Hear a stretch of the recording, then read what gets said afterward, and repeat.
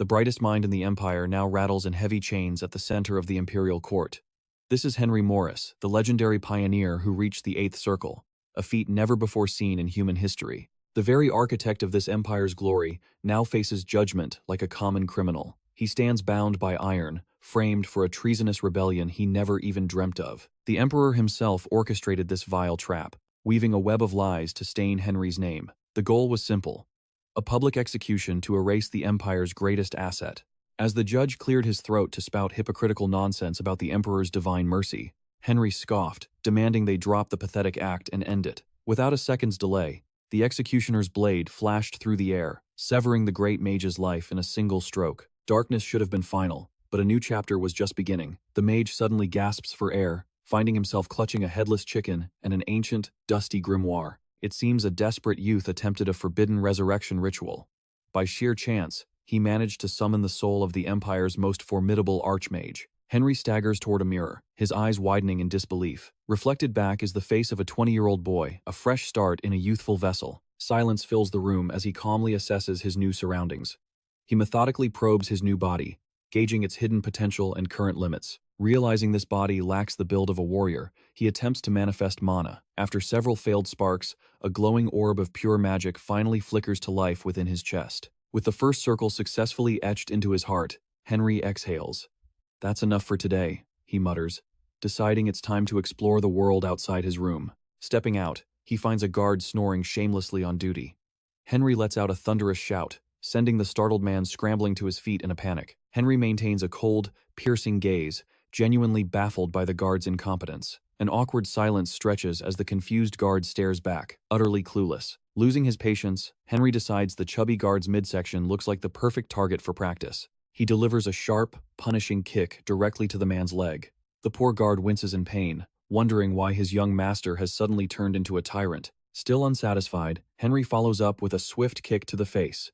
It seems the young master has completely snapped, berating the guard for his absolute uselessness. Despite his utter confusion and the stinging pain, the chubby guard can only bow and stammer out desperate apologies. When Henry commands him to look up, the man flinches, expecting another blow. Instead, the mage coldly declares he'll show mercy just this once. He spends the night devouring information about this new family's history. Once satisfied, he immerses himself in grueling mana cultivation until the first light of dawn. As the sun rises, he stands drenched in sweat and physically drained. However, the first circle now glows steadily within his chest, firmly established. The guard returns with fresh water, performing his duties with newfound haste. After a refreshing bath, Henry dons his finest attire, preparing for the upcoming family dinner. Breakfast with the Morris clan is nothing short of a circus. His brother Kevin is already busy gorging himself like a gluttonous beast. Scraps of food and soup fly in every direction, leaving Henry watching in sheer disgust.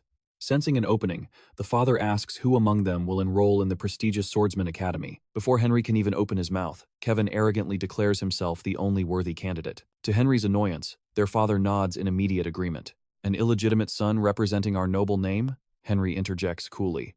How utterly disgraceful for the family's reputation. He goes further, claiming Kevin's sword skills are pathetic compared to his own. The entire table erupts in mocking laughter at such an absurd claim. The man who once made emperors tremble is now being ridiculed by nobodies. It's a bitter pill, but these fools have no idea who they're dealing with. To settle the matter, Henry boldly proposes a duel. Intrigued by his son's sudden change in attitude, the father grants his permission. Out in the courtyard, Kevin smirks as he tosses a sword to Henry. He expects a one-sided slaughter, and he's right, just not in the way he imagines. Hidden from the naked eye, Henry silently triggers body reinforcement magic. Mana begins to surge through his veins like liquid fire. His muscle fibers tighten, his reflexes sharpen to a razor's edge, and his agility transcends human limits. The transformation is complete. Before Kevin can even blink, Henry blurs across the distance. He appears instantly in his brother's face, striking with terrifying velocity that barely leaves time for a desperate parry. Without losing momentum, Henry seizes Kevin's throat. A brutal, calculated kick to the leg sends the genius swordsman crashing into the dirt in seconds. The family stands frozen, paralyzed by the sheer display of speed. Just as Henry prepares the finishing blow, his father's frantic shout rings out, forcing the mage to halt. Henry simply turns away to rest, leaving behind a family drowning in disbelief. The useless son had just rewritten the hierarchy in a single heartbeat. Soaking in a steaming bath, he tries to soothe his aching muscles. However, the first circle begins to vibrate violently, causing a sharp, stinging discomfort in his chest. To stabilize his core, he decides to brew the miraculous blue, a legendary elixir of his own secret invention. This potent brew can exponentially multiply a body's innate magic capacity. But as the guard goes to gather the components, a major obstacle arises. The essential green crow flower is currently out of reach. A ruthless band of bandits has seized the trade route, cutting off all supplies. Henry's eyes flash with cold resolve. He orders the servant to ready 2 horses and a blade. It was time to handle this pest problem personally. However, his assigned horse looks like a walking corpse ready to collapse at any moment. Smirking, Henry decides it's time for some biological modification magic. He bites his fingertip, using his own blood to paint intricate, glowing runes across the beast's gaunt frame. The ritual takes hours of grueling focus. With a final command, the transformation ignites. The pathetic nag is reborn into a magnificent, powerful steed, with a posture befitting a king's mount. The guard stands speechless, watching the creature that was once near death now radiating health and raw power. This was nothing short of a miracle. They mount their steeds and gallop toward the dark forest. To draw the bandits out, Henry has his servant dripping in flashy jewelry, the perfect bait for a trap. Their horses trot at a steady pace, deliberately baiting the bandits into the open. Right on cue, a shadow-cloaked gang blocks their path, barking a cold order to halt. Their speed rattles the ogre, who scents death in the air. The main character notes their stealth. These aren't just thugs, they're professionals. The leader cackles, mocking their arrogance. Are you begging for chains? Because you're practically screaming to be caught. Unfazed, our hero stares him down. So, are you the one in charge of this pathetic circus? He muses that for a boss to reveal himself, the bounty must be truly legendary. The bandits' demand is simple: hand over every single jewel, and maybe, just maybe, they'll live to see tomorrow. Yet, the protagonist doesn't flinch. He stands perfectly calm, a predatory stillness settling over him. A chilling smile creeps across his face. Things are finally starting to get interesting. Surrounded and shaking, the servant panics. Master, how do we survive this? We're outnumbered and outmatched. He counts over 20 blades against them, but his master just scoffs. Don't worry, this will all be over by the time you wake up from your nap. Matt's cryptic words irritate the large man, who grunts in confusion. What's that supposed to mean, brat? Without warning, he swings a massive hand. A thunderous slap echoes as he strikes the servant like a disobedient child. The force is staggering, sending the giant tumbling to the dirt, completely exposed to the circling wolves. His head hits the earth with a dull thud. Just like that, his involuntary slumber begins. Stepping away, he tells the girl to wait patiently. The bandit leader watches, baffled. Is this kid insane? What is he doing? The reason is simple. His servant is just dead weight. Sleeping, he won't be a burden during the slaughter.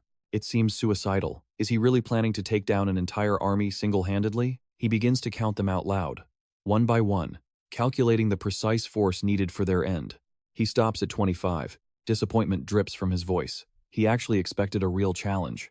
The bandit sneers at his nonsense, but our hero retorts, "Let's see who's laughing when the dust settles." With a sharp snap of his fingers, a surge of violet mana erupts, igniting the battlefield. Shimmering blue spheres encase the bandits' heads. Confusion turns to terror as they realize they're trapped in water. The liquid seals tight, stripping away their oxygen. Panic sets in as their lungs begin to burn. "Why soil my hands?" he mocks. "You're not even worth the effort of a real fight." Before the bandits can even draw breath, the massacre is effectively over. Bodies drop like flies. Only the leader remains standing, clinging to his waning strength. He claws at the sphere, desperate for a single gulp of air.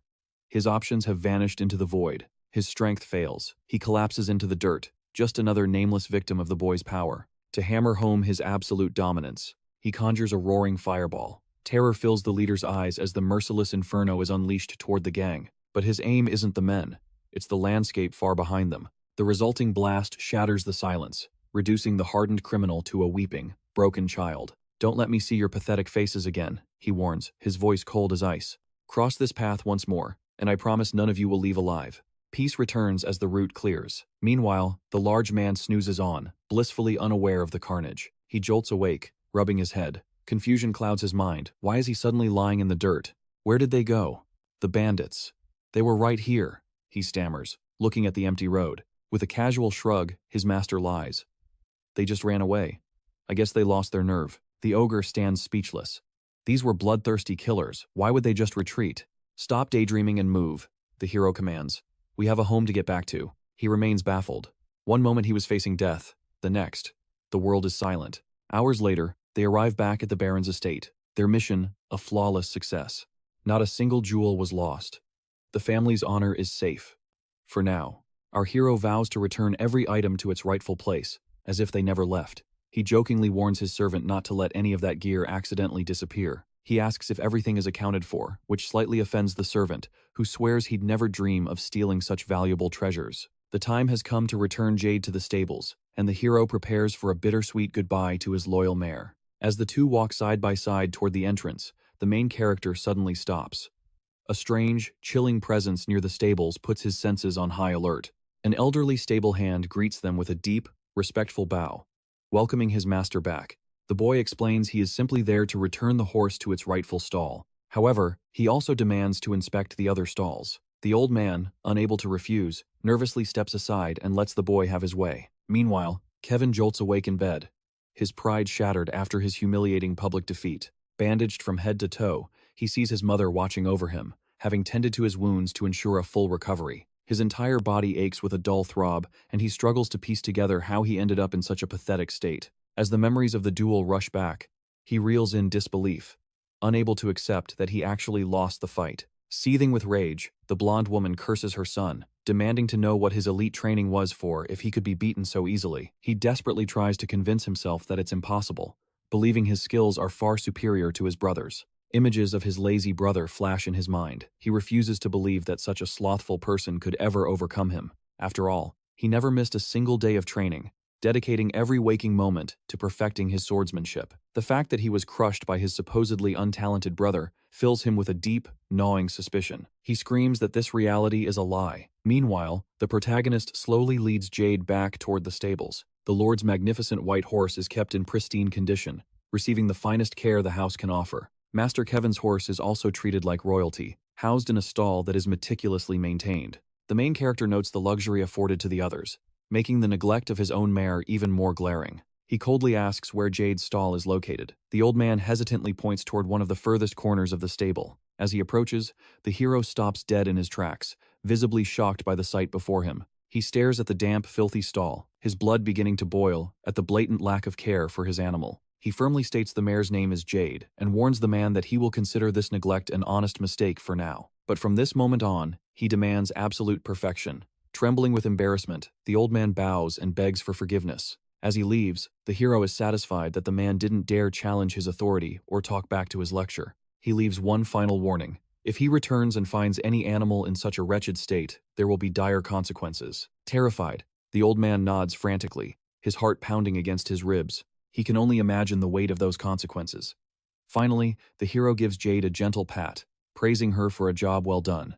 Night falls over the castle, and the servants go about their nightly chores under the flickering torchlight. At the dinner table, the father calls out to his eldest son, his expression grave as if something heavy is weighing on his mind. He brings up this morning's duel, asking for the boy's honest perspective on everything that transpired. Sipping his coffee with calm indifference, the boy claims everything is fine, and he suffered no serious injuries. Suddenly, he turns the question toward the concubine, asking for her expert opinion on the day's events.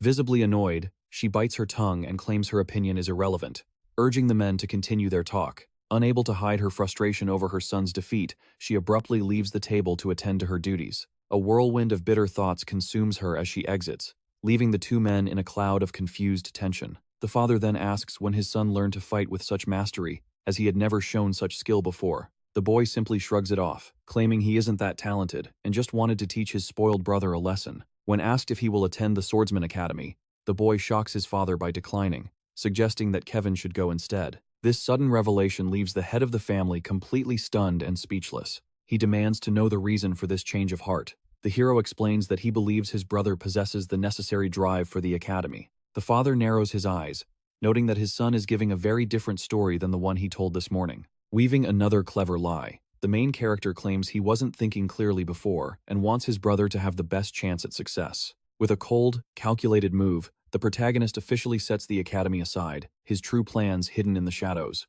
Refusing to waste such a perfect opportunity, he claims he was merely testing the boy.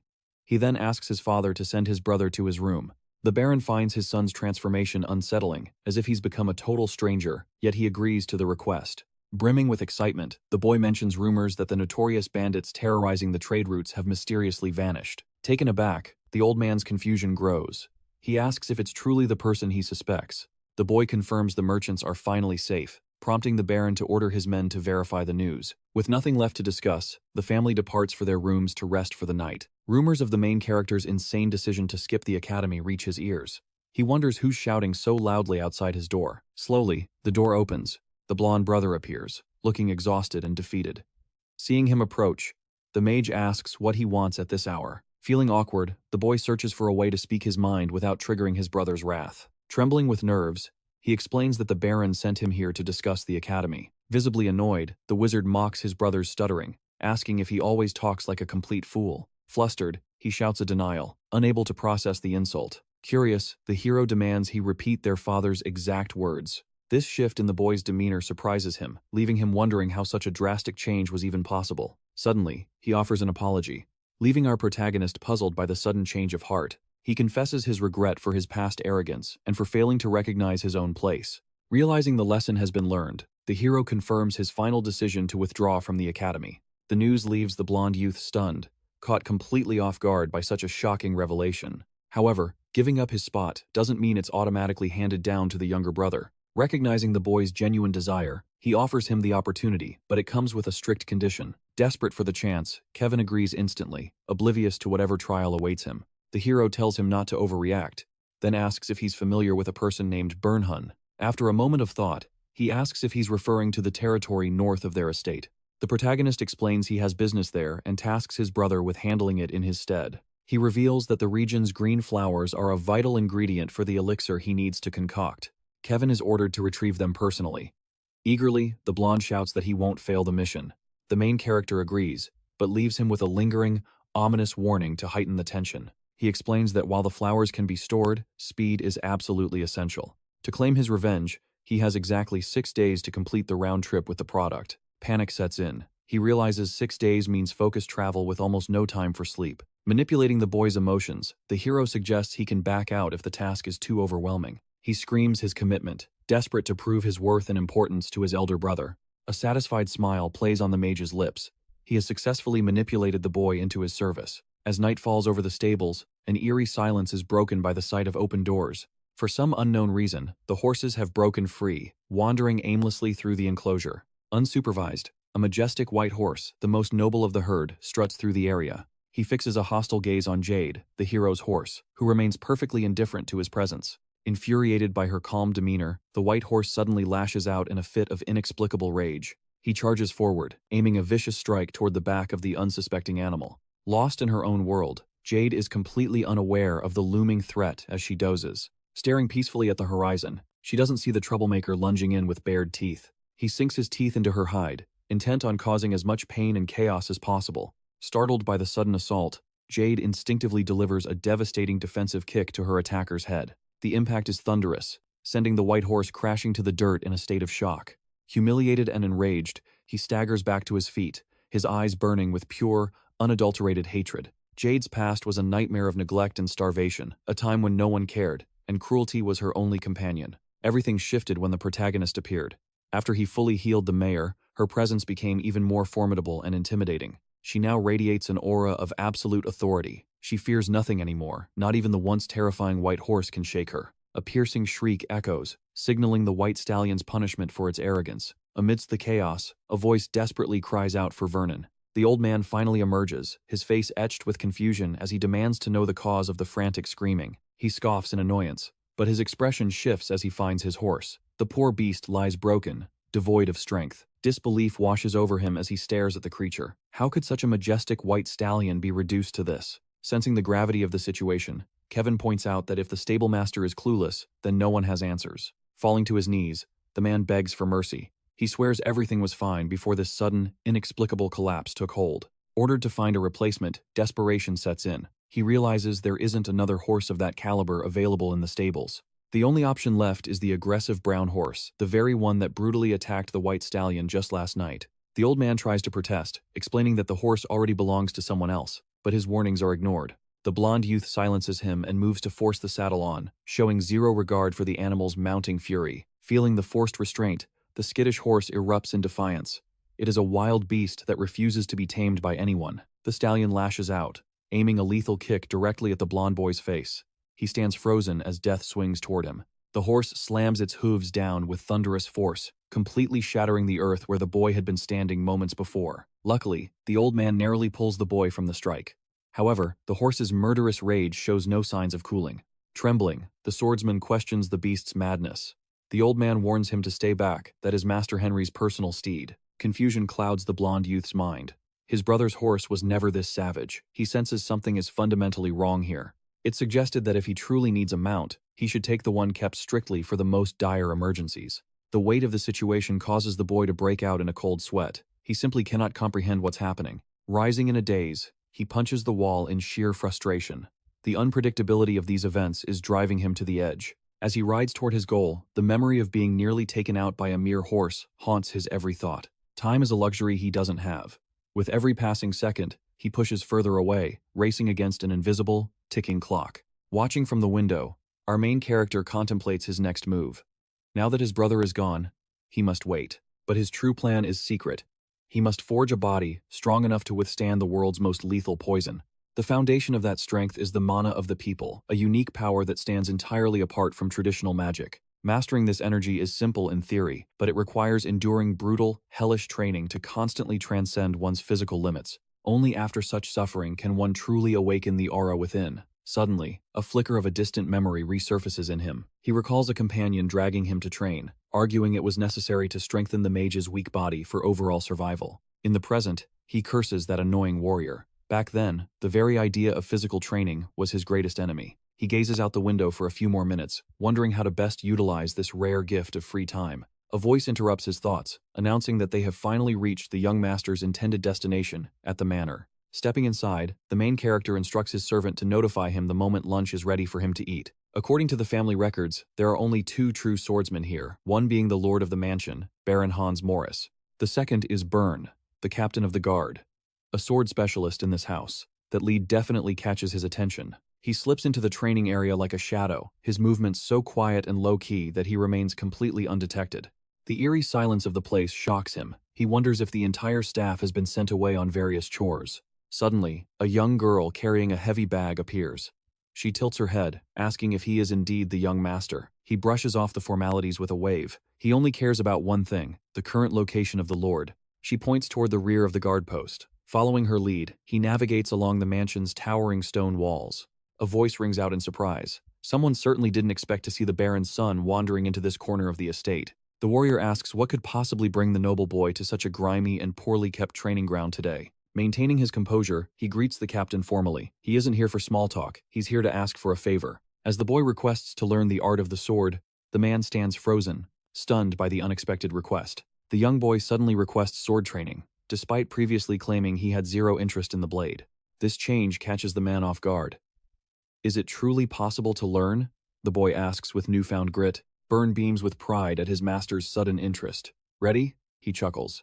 There's no shame in such grand ambition. Before they begin, the trainer asks if he can clear up a nagging doubt with his newest pupil. He needs to know the truth. What really happened during that duel with young Master Kevin just the other day? The commander suspects the boy has been secretly honing his swordsmanship in some hidden, unknown place. The mage explains that is not the case. He has only just decided to walk the path of the sword. He offers a clumsy excuse, but it is far from convincing, leaving the guard sensing a deeper mystery afoot. Let us have a duel then, the man suggests, wanting to gauge the boy's true level before training begins. He initially planned to teach basics, but hearing how the boy crushed his brother, simple lessons would never suffice. Realizing there is no way out, the two head to the sparring grounds for a formal, safe encounter. Even before the signal, the protagonist's instincts flare, and he instantly triggers his magic armor skill. To seize an advantage, he layers on more spells, his body erupting in a fierce purple aura of power. Standing ready, the veteran warrior offers his student the first move to observe his combat style. Grateful for the opening, the boy lunges forward, determined to keep the pressure on from the start. He blurs across the ground like a shadow in motion, leaving absolutely no trace of his path behind. The seasoned fighter stands his ground, confident that his years of experience will lead to an easy victory. As the blade whistles toward his face, he steps aside, letting the strike miss in a humiliating display. Seizing the massive opening, the captain of the guard delivers a heavy blow aimed straight for the boy's stomach. But the boy is faster. He blocks the kick with a magic-charged hand, leaving the warrior reeling in shock. Agitated that his strike was thwarted, the captain's expression hardens as he refocuses his intent. He grips his sword with white-knuckled intensity, unleashing a finishing blow only for the student to duck beneath it. A shiver of unease runs through the warrior. He never expected such lethal agility from a mere beginner. Seizing his moment, the main character readies his next strike, closing the distance to win this fight. The veteran barely brings his blade up in time to parry, narrowly escaping a truly embarrassing defeat. He pauses for a heartbeat, gasping for air as he tries to recover from that relentless flurry of attacks. Has his blade always been this heavy? The man wonders, sensing a hidden power he still cannot grasp. Deciding to push the boy to his absolute limits, he launches a fierce assault, leaving zero room to breathe. He pours every ounce of strength into a massive swing. This is the real strike, he roars. Against all odds, the boy catches the impact at the final second, his wooden sword groaning under the pressure. He avoids direct damage, much to the commander's dark amusement at such a reckless, terrible decision to block. The main character realizes this man earns his title. His aurora mana and blade work are on another level entirely. He wonders why a master of this caliber is stationed in a rural area instead of the imperial army. The commander doesn't let up, pressing his advantage and carving a path straight toward his target. Even if he parries, the weight will crush him. The main character realizes his stamina is rapidly hitting zero. A monstrous blow sends the protagonist sprawling, his sword clattering uselessly to the dirt as he almost falls. Without a second's mercy, the warrior continues his relentless bombardment, determined to force a swift conclusion. Blocking strike. After bone-rattling strike without a break, the protagonist feels his strength fading into exhaustion. Drenched in sweat and trembling, he barely holds his stance, earning a rare look of praise from the captain. The boy looks up, curious about what the veteran is really trying to convey with that look. Why have you been hiding such incredible talent until now? The man demands to know. The commander is baffled. He refuses to believe someone could master the sword just by watching. It's impossible. Gasping for air and soaked in sweat, the boy admits that this duel pushed him far beyond expectations. Now, even more perplexed, the captain asks what exactly his opponent is trying to imply with those words. The student straightens his posture. If he is to be retrained, casual talk is over, the real lessons begin. His mentor possesses an uncanny, natural talent for reading people's every intent. He employs the imperial style, a technique renowned across the entire empire. The mage thought he'd finally escaped Jackson's shadow, yet no matter where he turns, this style remains the absolute standard for elite warriors. When the boy eagerly asks exactly when their true training will begin, the captain admits that being called teacher makes him feel a bit bashful. Regardless, the first lesson is simple. He considers the lecture started and poses a crucial question to his pupil. After a moment's thought, our hero realizes his fatal flaw, a desperate lack of stamina for battle. He reasons that endurance is the ultimate foundation for claiming victory in any duel. The captain nods. Without enough energy to survive the onslaught, defeat is inevitable. Asked what else he lacked during their clash, the boy admits he's nothing but a blank canvas. His mentor grins, vowing to paint a masterpiece on that blank page over time. However, the true secret of the blade lies in something far more profound. Shockingly, the mage declares the most vital skill isn't strength, but absolute footwork agility. The hero recalls his friend's old advice.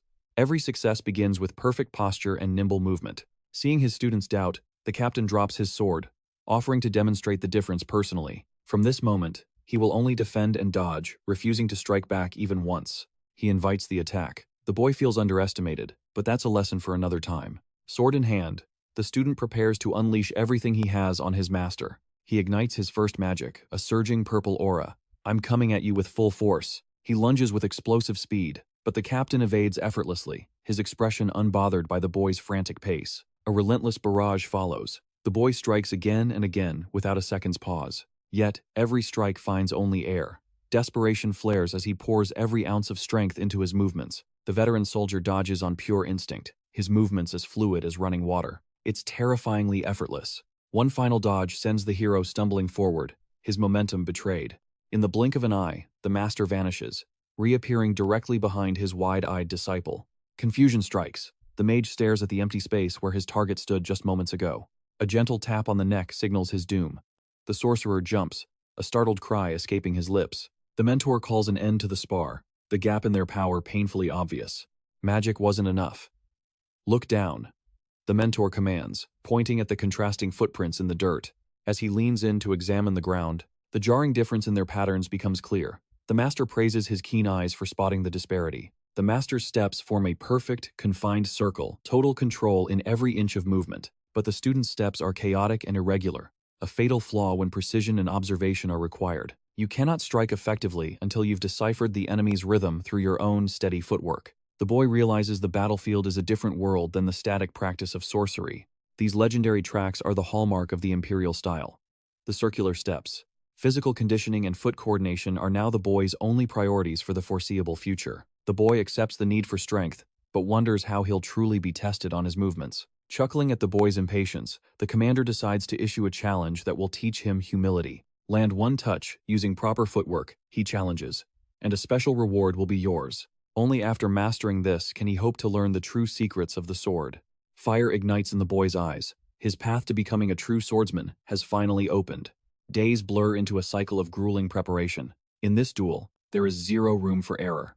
He hammers out endless push-ups, trying to forge his muscles into iron, yet his body screams in protest. Finally, his strength fails. He collapses face first into the dirt, utterly spent, but the real battle is just beginning. Luckily, his magic is a literal cheat code. He heals instantly, letting him grind through endless chess sets without stopping. He forced himself up, lungs burning with fatigue. Yet, he refused to quit, determined to endure just a few more rounds. As he sprints across the arena to forge his stamina, the commander watches from the shadows, coldly evaluating his students' moves. The trainer notes his pupil's rapid growth. By focusing on precision exercises, the boy's mastery is evolving at an incredible pace. Training intensifies as they switch to blades. It's time to test if our protagonist can survive the chaos of a duel. He relentlessly swings his wooden sword, carving through the air. Each strike is a calculated effort to build arms of steel. Exhaustion weighs heavy with every swing until he hits his limit. Gasping for air, he pauses to reclaim his dwindling strength. Bitter thoughts flood his mind as he curses the Emperor. All this agony stems from the sins that man committed. Without that betrayal, he'd be resting in his grand castle. As twilight falls, he finally accepts that the day is over. Back home, he opens a fresh diary to record his secrets. He pauses, trying to recall the progress he made yesterday. He records how the aristocrats discarded him, ruthlessly crushing all his allies in one decisive, treacherous stroke. Their faces are etched in his memory.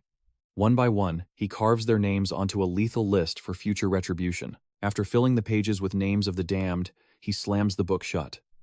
For today, that is more than enough. Next, he retrieves a secret map hidden deep within the shadows of his room. The real plan is finally beginning. Unrolling the parchment, he scans the vast continent, meticulously calculating his next moves like a grandmaster on a chessboard. This empire, dubbed Eurasia by his friend Golden Jackson, has an absurd name. Tomorrow, he sets his sights eastward to advance. In his past life, he hid vast treasures across the continent. This legacy and the elixir belong to him. Now, trapped in a new body, he must reclaim them all, completely alone. Pen in hand, he scours the map, dredging up ancient memories to mark the locations of his hidden wealth. Suddenly, the door flies open without a single knock. Someone is intruding on his sanctuary uninvited. He tenses, eyes narrowing at the intruder. It is that same rude servant again, barging in with zero respect. Entering, the servant spots his master hunched over the table, scribbling something cryptic that defies explanation. The oaf has urgent news. The protagonist's brother has finally returned from his grueling journey. He is back after only 5 days of a 6-day trip. This premature return sends a chill down our hero's spine. Startled, he bolts upright to verify the truth. "Go," he commands. "Welcome Kevin back immediately." The main character and his servant rush toward Kevin's quarters, desperate to uncover the reason for this sudden return. Outside the room, the household staff has gathered, their faces etched with a mixture of curiosity and dread. The servant lets out a sharp cough, signaling the crowd to part ways and clear a path for their master. The staff jumps in shock at the main character's presence. "Why are you all gathered here?" the mage demands coldly. A maid trembles, explaining that the young master's condition is now critical. Fear grips the protagonist. He never anticipated his brother would be in such grave danger. She suspects bandits attacked him. This stuns the sorcerer, as he believed he'd already purged every criminal from these lands. Consumed by worry, he shoves through the crowd to reach his brother's side. He bursts into the room and freezes in horror. His brother is buried under a mountain of bloodied bandages. He enters quietly, offering a rare moment of politeness to avoid disrupting the heavy atmosphere. But the blonde girl's patience snaps, and she explodes in a sudden, violent fit of rage. Through tears, she lashes out, screaming curses and placing every ounce of blame for this tragedy squarely on him. Kevin is critical. Recovery will take time. Examining the wounds, the protagonist realizes the maid wasn't exaggerating. "What caused this?" he asks. The doctor grimly replies that it was a brutal encounter with wild beasts. Stunned, the mage questions the theory, refusing to believe such a simple explanation. The doctor notes the lack of blade wounds, only savage bites. Combined with extreme fatigue, his condition is now lethal. He thanks the doctor for the grim diagnosis and immediately asks if any hope remains for his brother. Sadly, medicine has reached its limit. This news devours the concubine's last shred of hope. Consumed by worry, he summons Cohor. It is time to set a secret, desperate plan into motion. As night swallows the room, the noble remains by his brother's side, drowning in guilt for this tragedy. Suddenly, the Lord jolts awake, calling out in a daze. He scans the room, completely lost in his own surroundings. Noticing his desperate struggle to act tough, the protagonist intervenes. He commands the Lord to stay down, leaving no room for argument. He sinks back into the mattress, agony coursing through every fiber. Our hero watches with respect, impressed by the boy's sheer resilience. Fortunately, the mission is a success. The precious green leaf is finally in their possession. Cold and calculating as ever, the boy fulfills his vow. His brother's dream of joining the Swordsman Academy is finally within reach. Inducing a deep sleep, the protagonist ensures a full day of rest. By tomorrow, the boy should be well on the road to recovery. He then channels his healing magic, focused on mending internal damage. Every ounce of exhaustion is slowly purged from the boy's body. A vibrant emerald glow floods the room, breathing life into everything. Even the withered bouquet in the corner begins to bloom anew. With the healing complete, the protagonist clutches the flowers tightly. For a moment, his brother's pain is the furthest thing from his mind. Pure joy radiates from him as he secures the final ingredient. Bouquet in hand, he makes his way out, ready for the next phase. Watching from the shadows, the concubine's eyes narrow in fury. The sight of the protagonist and his servant together fuels her growing resentment. Hours pass as the knight's presence illuminates the baron's castle. Deep within the wizard's chamber, a mysterious elixir begins to simmer. Activating his intricate magic circles, he conjures a precise flame. The heat intensifies, bonding the volatile mixture within the cauldron. This nostalgic scent takes him back years. He knows other mages will eventually try to replicate this legendary brew. Yet, he scoffs at the thought, knowing they'll only produce cheap imitations. The true, ancient recipe remains a secret known only to him. The refining process requires constant cycles of extreme frost and flame. The liquid shifts colors as the pungent aroma fills the entire tower. One wrong sip of this elixir could cause his heart to detonate instantly. A magical backlash would leave him powerless to stop his own destruction. True mastery isn't about raw physical brawn. It demands absolute mental fortitude and a profound connection to the world's mana. Despite his vast knowledge and the experiences of his previous life, he's cautious. Even a veteran like him knows the risks are astronomical. A slight tremor shakes his hand as he prepares for the breakthrough. He downs the elixir, desperate to reclaim his former, godlike power. Suddenly, his eyes widen in shock. The taste is completely wrong. Something in the mixture has reacted in a way he never expected. He slams the empty vial down, his vision spinning from the vile concoction. The sheer intensity of the flavor leaves him reeling. Violent purple energy erupts from his pores, incinerating everything around him. His skin burns with a heat so intense, he feels himself melting. Trembling and drained, he stumbles across the room, searching for a lifeline. He collapses against the door, desperately clinging to the handle for support. A searing red aura tears through his flesh, inflicting agonizing pain. His mind fractures under the pressure of a skull-shattering headache. He forces himself upright, but his heart thunders like a war drum. It feels as if a ticking time bomb is lodged within his chest. Drawing on his past life's wisdom, he enters a meditative trance. He must now endure the hellish sensation of his very soul catching fire.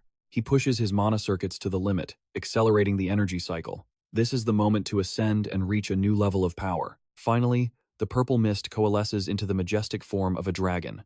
The overwhelming strength he's been yearning for has finally arrived. Craving even greater heights, he commands the mana to surge forward. He demands more output, pushing his magical boundaries to the breaking point. The room is bathed in a blinding violet light as his aura expands.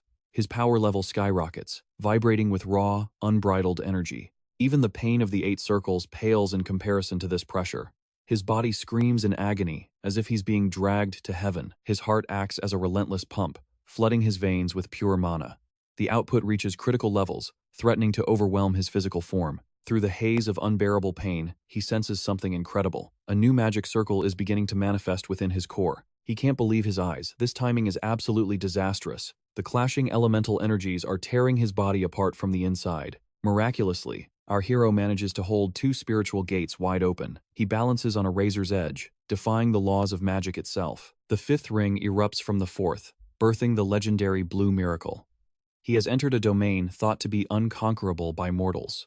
In the magic tower, Only those who reach this rank are wizards. Their power rivals entire armies, commanding respect even from legendary warriors. This feat is nothing short of legendary for the young prince. He wonders if he can push even further and awaken another ring. Sadly, the strain of forming 2 circles simultaneously is reaching its limit. The sheer mental tax is starting to take a devastating toll. Reaching the 6th would require focus he simply doesn't have left. As the mana settles, a foul, putrid odor begins to emanate from his skin. This stench is a sign of a catastrophic reaction within his body. Fear grips the protagonist as he realizes something has gone horribly wrong. Panicked, he strips off his clothes and tosses them aside in a hurry. He needs to inspect his body and find the source of this decay. As he stands bare, he notices a startling change in his physique. His frame is now lean, muscular, and honed to perfection. He looks down to find his clothes soaked in a dark, sludge-like stain. Suddenly, the light becomes blinding, triggering a strange and unsettling discomfort. Even with magic drying, these rags look like they haven't seen a proper cleaning in centuries. Curiosity wars with dread as he wonders if the process has left his body permanently scarred. Covered in filth, he stumbles to the mirror and freezes, stunned by the sheer aura of strength he now radiates. His muscles are perfectly defined, forging a physique that could rival the most elite mages and legendary warriors alike. The realization hits him hard. He hasn't just awakened, he's gained 2 additional power circles. Awakening is a rare miracle for magic users, pushing the human vessel far beyond its natural, earthly limits. With bones reforged and muscles exploding in size, the process leaves behind a pungent, death-like stench on the skin. Now wielding such immense mana, he effortlessly conjures a cleansing spell to wash away the accumulated grime. A triumphant laugh escapes him. He realizes that his days of mindless, grueling training are finally over. By dawn, the cook's jaw drops in pure shock. The young master looks like an entirely different person. Out on the dusty trail, a mysterious figure collapses suddenly, their fate left hanging in the balance. Near the mountain, 2 peasants tremble as the deafening roar of collapsing stone echoes through the valley. Terrified and confused, they scan the horizon, desperately hoping the sound is just a passing storm. In reality, the hero's shock magic is obliterating the peak, trapping him beneath a landslide of jagged rock. Drawing on his vast experience, he manifests an ice field spell to freeze the chaotic destruction in its tracks. A massive wall of violet energy erupts, shielding the protagonist from what should have been a crushing death. The radiant orb pulses with such violence that it deflects massive boulders like they were mere pebbles. Despite his defense, the sheer magnitude of the impact continues to send devastating tremors through the mountain's core. From the distance, the carnage is unmistakable, a landscape choked by thick smoke and frozen in magical ice. Surveying the wreckage, he smirks. His reckless plan has succeeded far beyond his initial expectations. The icy barrier held firm, preserving the debris for the next phase of his secret objective. Without a word of explanation, the boy unleashes another shockwave, aiming it directly at his own frozen wall. Fate has a cruel sense of humor. As the ice shatters, lethal shards lunge toward him like guided arrows. Annoyed but focused, he calculates his next move as razor-sharp spikes rain down, impaling the hardened earth below. Utilizing flawless footwork, he maneuvers through the lethal downpour, becoming a blur of pure speed. He activates a haste spell, nimbly leaping from one falling ice spike to the next with supernatural grace. Combining circular step with his brutal training, he clears the danger zone in just a few heart-pounding seconds. Finally safe, the noble exhales sharply, his mana nearly depleted, and his body drained from the intense evasion. A wide grin spreads across his face. He has officially conquered his first impossible challenge. After his morning drills, the protagonist marches to the barracks to summon his mentor for the final test. The teacher is stunned. It has only been a few weeks, yet the boy's growth is utterly incomprehensible. He realizes the kid has already mastered the impossible, and as a man of honor, he cannot refuse. The challenge is set. The protagonist has exactly 3 minutes to reach his trainer before the sand runs out. Though the student nods in understanding, there is one final, brutal detail left to clarify before they begin. If he fails to succeed within the time limit, a punishment more agonizing than death awaits him. Though fear pricks his skin, the noble refuses to waver. His path to vengeance demands this sacrifice. To make it fair, no magic allowed, the teacher commands. We will only test your raw awakening strength. The hourglass is flipped. Begin. Like a released spring, the main character explodes forward at blinding speed. He vanishes from sight, reappearing directly behind the seasoned warrior at full, terrifying throttle. He launches a vicious strike at the man's face, but the mentor evades the blow with effortless precision. Refusing to let his target breathe, he pivots instantly, desperate to end this clash in a single heartbeat. Their footwork becomes a deadly dance, but as the strike misses, the hero nearly loses his balance entirely. Sensing the moment of weakness, the veteran's eyes sharpen as he begins to set a lethal trap. With a desperate burst of rhythm, the protagonist barely manages to stabilize his stance and stay upright. The soldier leans back as the hand grazes him, then brutally clamps down on the boy's fist with iron strength. With a single, iron-gripped arm, the mentor slams him toward the earth. His timing shatters as precious seconds bleed from the hourglass. The boy crashes, skidding violently through the dust. Agony flares from the unexpected strike, forcing his mind to race for a desperate counter-strategy. Grinning, the mentor quips that mercy was never part of the deal. Pushing himself up, the boy acknowledges the harsh reality. Refusing to let failure take root, he charges back into the fray with a defiant roar. The veteran captain remains unmoved, having seen countless warriors break under far less pressure. As the boy closes the gap, a thunderous punch connects with his chest, launching him backward with overwhelming force. A follow-up kick strikes the exact same mark, sending him skidding toward the wall in a cloud of grit and sand. With his lungs burning and heart hammering against his ribs, he finds no opening in his opponent's defense, yet his resolve refuses to shatter as he lunges once more. Ignoring the pain, he reaches for the man's face, but his exhausted strike is effortlessly swatted aside. The sands of time are nearly gone. Less than 10 seconds remain before total defeat is sealed. Dread grips the young sorcerer as he watches his chances of victory evaporate with every passing heartbeat. A flicker of movement irritates his heightened senses, alerting him to a looming threat. His mentor is closing in at blinding speed, unleashing a strike powerful enough to lift him clean off the ground. The impact nearly knocks him unconscious, his body already fragile from the grueling elixir refinement. He hits the dirt as the final seconds slip away. Paralyzed by agony, he lies motionless in the shifting sands. He struggles to rise, fueled by pure spite, but the soldier reveals the empty hourglass. Time has run out. The cold declaration of his failure echoes through the silent arena.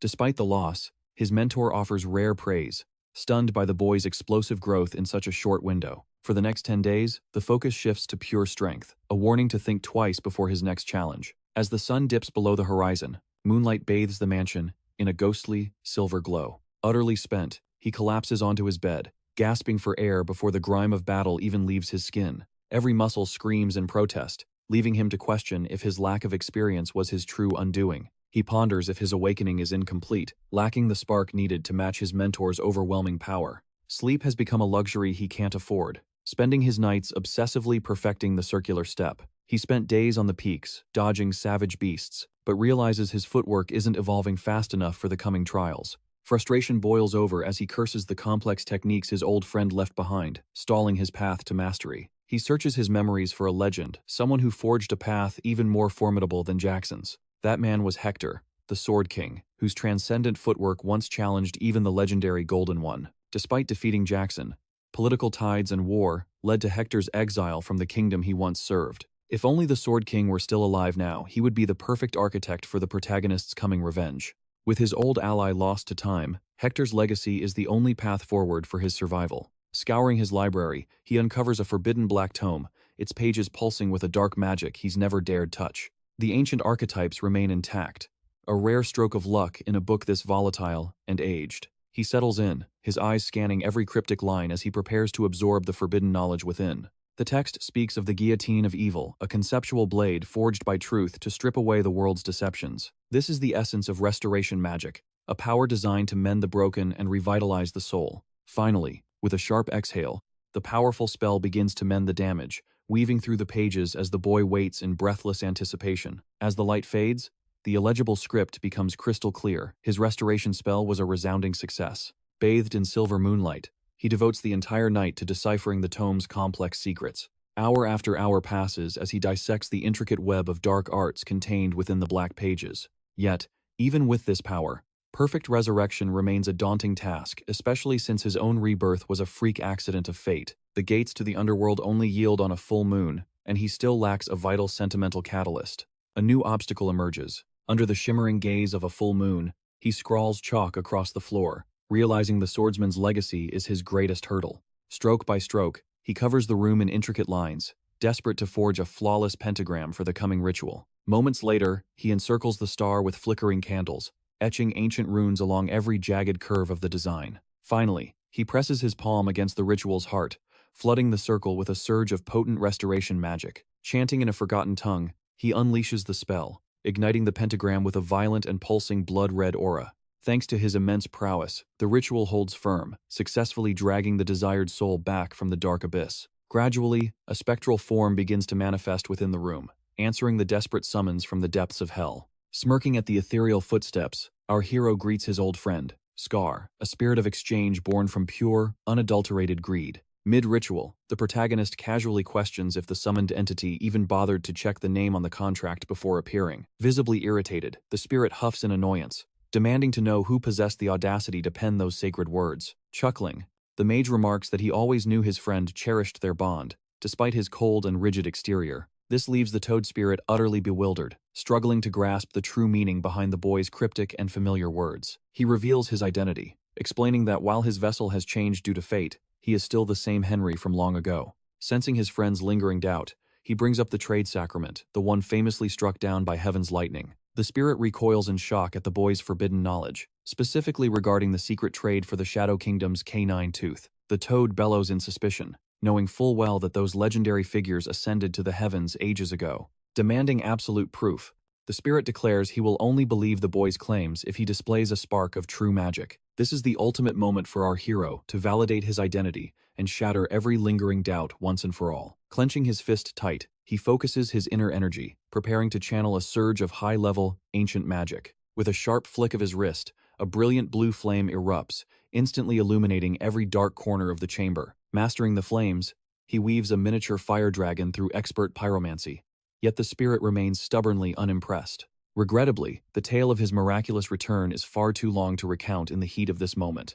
Regardless of the mystery, he finds genuine comfort in seeing his old companion standing alive before him once more. Stunned, the creature struggles to process the mage's impossible rebirth, calling it the greatest surprise of his entire existence. Of course, this wasn't just a social visit. A much grander scheme is hidden behind this desperate summoning. Ever the merchant, the spirit offers his services, willing to assist his most loyal customer with any request he desires. He asks if the frog remembers Hector, the Sword King, the legend who once forced the mighty Golden Jackson to his knees. Fortunately, the spirit remembers vividly, paving the way for the hero to finally claim the king's lost and powerful legacy. It's a bizarre demand, considering a legacy is usually just an abstract memory meant for honoring the fallen. The hero asks if such an item can be bought, but the toad notes his friend hasn't even surpassed the 5th circle. He assumes his former client currently lacks anything of sufficient value to trade for such a legendary, high-tier artifact. Strictly adhering to business, the creature refuses to show favoritism, regardless of their long and storied history together.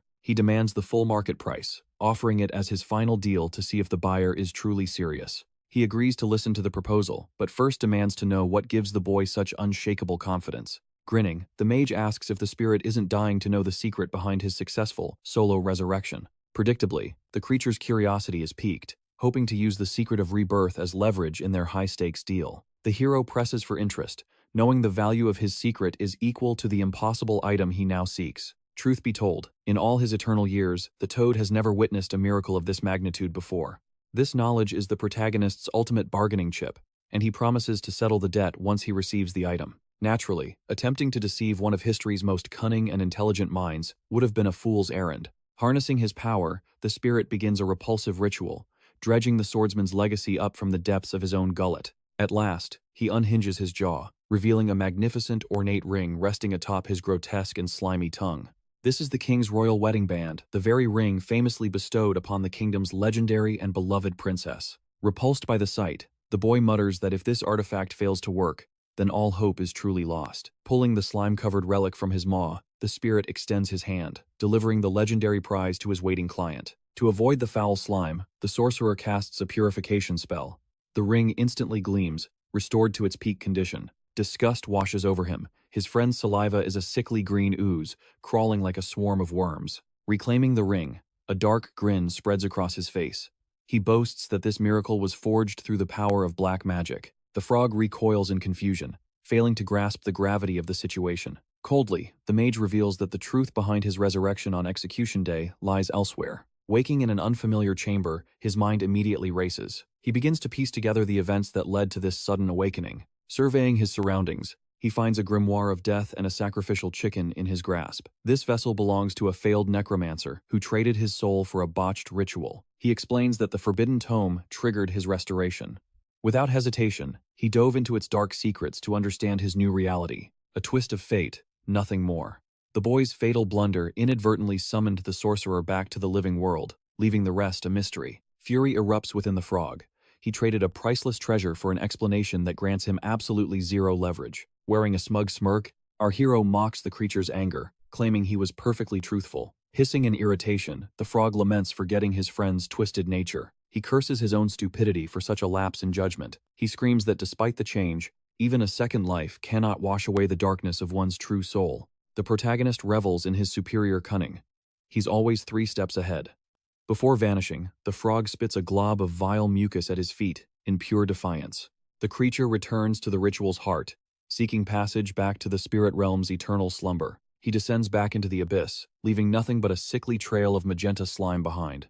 Grinning, the hero mocks the cuteness of his dingy cellar. His eyes lock onto his new chubby hand now bearing the great Sword King's legacy ring. Confidence surges through him. Surely, resurrecting such a legend will be a simple task. As the creature departs into the night, an agonizing pain suddenly seizes the hero's body. The ring clatters to the ground as a corrupt, black sludge erupts, defiling the floor with its filth. Steeling himself, the warrior decides this blood offering is sufficient. He crushes his wounded wrist, forcing the life essence out despite the searing agony. He begins intoning ancient, forbidden incantations that defy human comprehension. Crimson energy surges, causing the spilled blood to hiss and evaporate. A blinding explosion of light follows, leaving the hero dazed and sightless. A massive azure barrier erupts from the circle, etched with cryptic, glowing runes. Through the glare, he realizes the truth: this gate leads straight into the heart of the Nether. As the portal yawns open, a dark silhouette emerges, its eyes burning with a terrifying crimson hunger. Instantly, the hero recognizes the legend, Hector, the King of Swords. Even in death, his name echoes as the world's most formidable icon. Even as a mere phantom, the warrior's presence is utterly overwhelming. Clad in spectral armor, Hector's metallic visage is both haunting and hypnotic. Even the battle-hardened mage struggles to maintain his gaze before such raw power. As the spirit's eyes snap open, a primal rage burns within him, a thirst for endless slaughter. His first words rasp out, "It has been far too long since I breathed." The youth reveals the artifact he's guarded, noting how many eons have passed since their last encounter. The legend recoils, swearing he's never laid eyes on this boy. Kali, our protagonist, prepares to reveal his true identity. He speaks of their fateful, violent clash, and finally utters his true name. Hector recalls the ancient mage, but scoffs at the deception. He refuses to be tricked, seeing no trace of that old man in this child. Losing patience, the hero gestures to the evidence. "It's a long story," he snaps. "Do you even want the truth?" Irritated, the warrior falls silent, carefully weighing his next move. Tensions ease as the hero reveals his journey through the afterlife and his dark return via forbidden sorcery. The veteran warrior realizes he is standing before no ordinary soul. He marvels at such mastery over the dark arts. However, the hero clarifies, the ritual was the work of a young mage who paid with his very soul. Since their era was purged, the world has transformed beyond recognition. The continents have finally unified into a single empire. Yet, despite being hailed as a hero, the recent years have been a descent into misery. Everything crumbled when the heir of the great Golden Jackson commanded the slaughter of millions. The spirit finds a grim irony in it all. Legends fall into a pathetic tyrant. It makes his own sacrifice feel utterly meaningless. The mage feels that same burning intensity deep within his soul. Fury toward the Empire's corruption kept him awake at night, fueled by a thirst for vengeance. This is finally his shot at payback, making the spirit wonder why he was even summoned to this place. It would be truly magnificent if he decided to join this crusade. But unfortunately, the sorcerer's current mastery isn't enough to grant him true life. Hector wonders if he's merely a trophy for flattery, as he sees no practical use for his presence yet. The protagonist's true objective is for the legendary swordsman to teach him the ultimate path of the blade. A heavy silence falls as the reborn mage carefully ponders the spirit's difficult request. Finally, he scoffs, questioning the sheer audacity of being summoned from the afterlife for such a trivial matter. What confuses him even more is the fact that the boy was a powerful sorcerer in his past life, and remains one now. Luckily, the boy's new vessel carries the blood of a warrior, and enough mana to reach the peak, a mage now obsessed with the way of the sword. It's a twist of irony, considering the old man was the one who ended the warrior's life. Surprisingly, the main character offers a sincere apology for their bloody history. The man stares in disbelief before bursting into laughter, unable to process such a sudden and humble apology. He chuckles, noting that the protagonist is far more sentimental than his cold exterior suggests. He explains that the old man's loyalty to the emperor was absolute from the very beginning of his reign. As time drifts by, he absorbs the truth. realizing all his past anxieties were for nothing. He recalls how magic circles always carried heavy burdens, fearing the ring was merely a trophy of conquest. The boy shakes his head, explaining it's no trophy, it's a sanctuary prepared specifically to honor his greatest rival. Hector lets out another laugh, wondering if the boy has missed his calling as a traveling bard or a poet. The sorcerer reminds him that he was the only one to ever best Jackson, and one of the few reasons he still finds this world worth honoring. Beneath that powerful aura lies a surprisingly romantic and emotional soul. Being called the Sword King strikes a nerve, as the spirit finds the title more provocative than honorable. He agrees to listen, but warns that his secrets won't be sold for cheap. The boy remains calm, having expected nothing less from a legend. The man's price, however, sounds like an absolute impossibility. He demands to live once more as if resurrection were child's play, leaving the noble stunned by the sheer weight of the request. The warrior yearns for a second life, believing the boy who has already cheated death is the key to his return. The knight continues his march in heavy silence, both men lost in their own thoughts.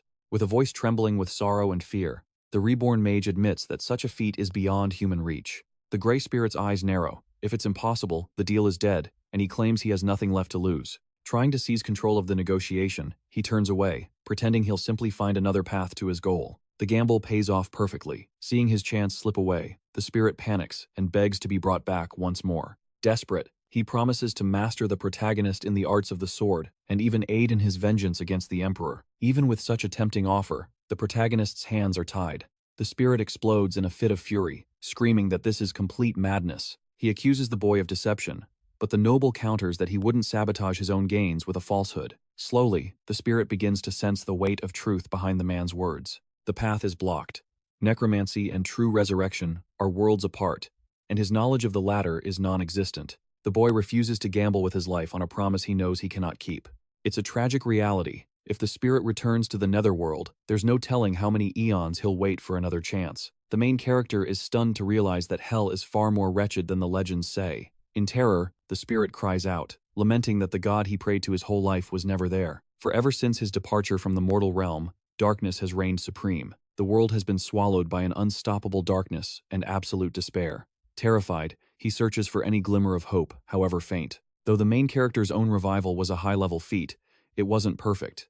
Yet, dark magic has a way of twisting reality to suit its own dark ends. The warrior suddenly asks if he knows a necromancer, catching the boy completely off guard. Rumors suggest those dark practitioners hold the power to make the dead walk the earth once again. They are like leeches of the soul. Once the transformation takes hold, everything changes. They gain a twisted immortality, becoming skeleton-like husks that remain human. With their dark arts, they can raise the fallen as the undying. If they can track them down, they might finally uncover the secret to a true return. No matter how grueling this process is, walking as the undead beats rotting in a worldly prison for eternity. Trembling with the fear of returning to that hell, he begs for a vow, demanding a curse should he fail. The boy reassures him with a steady gaze. He'll pour his soul into completing this mission. Suddenly, the hand gripping the priceless ring thrums with an ominous violet radiance. As his palm opens, the artifact erupts, flooding the entire room with a blinding surge of power. The ring bears a dark curse, a desperate gamble made back when the man had absolutely nothing to lose. Confusion turns to terror as he gazes at the shifting power, fearing the worst. Sensing his ally's resolve, he commands him to appear under every full moon, ready for grueling training. But why wait?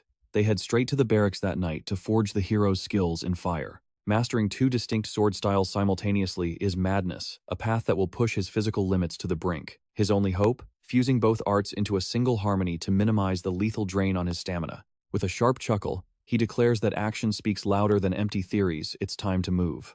The mentor's command is absolute. Mimic his movements and never break the lethal battle stance demonstrated. His posture is solid, but old habits with the circular step are now a hindrance. He must embrace this style. Names are trivial in battle, yet the technique earns a title that will echo: the Hector step. As they train, the spirit quips that the name sounds quite impressive. He lunges forward, noticing the erratic, dance-like rhythm of the footwork, nothing like the steady circular step. With absolute focus, he vows that this strike will finally find its mark on his opponent. A silent war waged under the shroud of the midnight moon. The warrior crumbles repeatedly, his muscles screaming. His trainers warn that his stamina is failing, he should have rested. The spirit realizes the boy intends to crush the emperor at any cost. Gasping for air, he ponders the master's words. In swordsmanship, effort is the only currency that never devalues. Every swing of the sword is a step toward absolute power. Before resuming, the warrior challenges him. Once the captain of the guard falls, what is your next goal? Unflinching, the protagonist declares his intent to master aura, a lofty dream that sounds like a joke to most. With unwavering confidence, he knows that once that power awakens, he will become an unstoppable magic warrior, cementing his teacher's legacy as the continent's greatest legend. A path fraught with lethal peril. But danger is the forge of greatness. Eager to transcend limits, the boy demands they return to the grind. They push through the darkness until the first rays of dawn set the continent ablaze. Sleep is a luxury he can't afford. Training with the imperial swords resumes without a moment's respite. Despite his growth, the fatigue is soul-crushing. Yet, after endless sweat, Byrne finally admits defeat. Stunned, the hero looks around, wondering if this victory is actually real. It's official, the captain of the guard has been bested, and on his own terms. A dark smirk plays on the sorcerer's lips, another crucial piece of his plan has fallen into place. He offers a hand to his first mentor. The trainer smiles, acknowledging the boy's absolute dedication. Moons have waxed and waned since that first grueling lesson with Hector. For 3 months, he balanced imperial swordsmanship by day and relentless spirit training by night until mastering it. Having surpassed the specialist Byrne, the mansion's walls can no longer hold him. It's time to move on. Before the boy departs, the master offers a rare confession. He had underestimated the youth's potential. He hails the boy as a once-in-a-generation genius, leaving the student stunned by such high praise. The master taught only the fundamentals, yet the boy evolved them into an entirely new, devastating style. Overwhelmed with gratitude, he accepts the praise, knowing these words carry the weight of sincere friendship. Though flaws remain, time is a luxury he lacks. He knows mastering aura requires more than simple practice. Knowing the stakes, the boy asks his teacher for one last favor. To everyone's shock, he offers a polite thanks before dropping a massive bombshell. He's leaving the estate to enlist in the Continental Army. He questions the boy's understanding of noblesse oblige, the sacred, heavy duties that define true aristocracy. It requires wielding power with wisdom, setting a moral standard for the masses, and sacrificing personal wealth for the common good. However, their house is currently exempt from these burdens. Such grand responsibilities fall only upon those ranked count or higher. This only fuels the hero's resolve. Believing a war veteran baron leading the front lines is the ultimate path to glory. It seems he already has a specific, elite division in his sights, the place where his true journey begins. But as his destination becomes clear, one chilling name echoes through the halls: the Forest of All Evil. You can't go there, the man warns, fearing the lethal dangers and the Lord's inevitable refusal of such a reckless whim. Little did he know, the young master already secured permission by crushing the general in combat, just as his father demanded. The man stands frozen in disbelief, unable to comprehend how the Baron could gamble his son's life so casually. Dismissing it as sheer madness, he prepares to confront his superior to halt this impulsive suicide mission immediately. Irritated, the hero cuts him off. It's too late for protests because the gears of his master plan are already turning. Inside the manor, tension reaches a breaking point as the subordinate demands the truth. Did you really grant him entry to that cursed forest? Without a shred of hesitation, the Baron gives a firm, solemn nod. Only because he managed to survive the impossible trial I set before him, he adds grimly. Suddenly, the protagonist steps into the room, announcing his victory. The two men stare in stunned silence, unable to believe he actually succeeded. Intrigued, the Baron turns to his aide, ordering a full and unvarnished report of the boy's actual performance. The servant confirms the impossible feat, his voice trembling. Refusing to accept his son's sudden growth, the Baron slams his fist down in denial. Honoring the warrior's code, the hero reminds them of the bargain. He fulfilled his end, and now he demands his prize, passage into the Forbidden Lands. Fearful for his pupil, the instructor pleads with the Lord. This is a death sentence. He's walking straight into a nightmare. Stepping forward with unyielding authority, the young man calls out to his father, his eyes burning with absolute conviction. He demands the chance to carve his own path in this vast world, fueled by his own burning, hidden ambitions. The Baron argues the boy is too naive for the forest's horrors, unaware his son carries the wisdom of a past life's experiences. Steeped in ancient blood, the Forest of All Evil is the Empire's most lethal zone, a breeding ground for primordial demons. Stricken with sudden anxiety, he asks if his son is truly willing to risk everything, potentially dragging their entire lineage into his reckless wake. The hero sees through the facade. Is that your only concern? Or do you just fear losing your precious heir? The Baron fears his legacy ending in those dark woods, but his son's mind is set. Nothing on heaven or earth can stop him. As dawn breaks, he prepares for departure. With one final, elegant bow, he turns his back on the mansion and heads toward danger. He storms out of the hall, simmering with rage because his supposed allies failed to back his play. He slams the door with a thunderous crash, muttering a final goodbye to the place that could no longer contain him. Even on the day of his departure, his training never falters. Rumors fly among the servants about his suicidal trek into the darkness. The staff gathers in the shadows, whispering about the storm brewing within the family, as they watch the young master's relentless blade. Did the Lord truly give his blessing? One asks, but the truth remains, buried behind the Baron's cold, impenetrable silence. As darkness blankets the continent, the boy pushes his body past its limits, his muscles screaming under the weight of his resolve. Taking a ragged breath, he centers his dwindling energy. He's on the razor's edge. One step too far could break him before he starts. Emerging from the shadows, the Baron watches his son with newfound respect, offering rare words of genuine praise. "I've faced masters across the continent," he remarks. "Yet your sword style is unlike anything I've ever witnessed in my life." He demands to know the origin of this art, sensing his son has birthed a legendary style from thin air. Hiding the truth of his spiritual training, the boy simply claims he adapted the imperial arts to suit his own rhythm. The father realizes he spent years blind to his son's true nature. Finally, the mask is starting to slip away. The young mage tilts his head, probing his father for the hidden meaning behind those cryptic, heavy words. The duel changed everything. The old veteran finally recognized the immense, untapped power his son had been suppressing all along.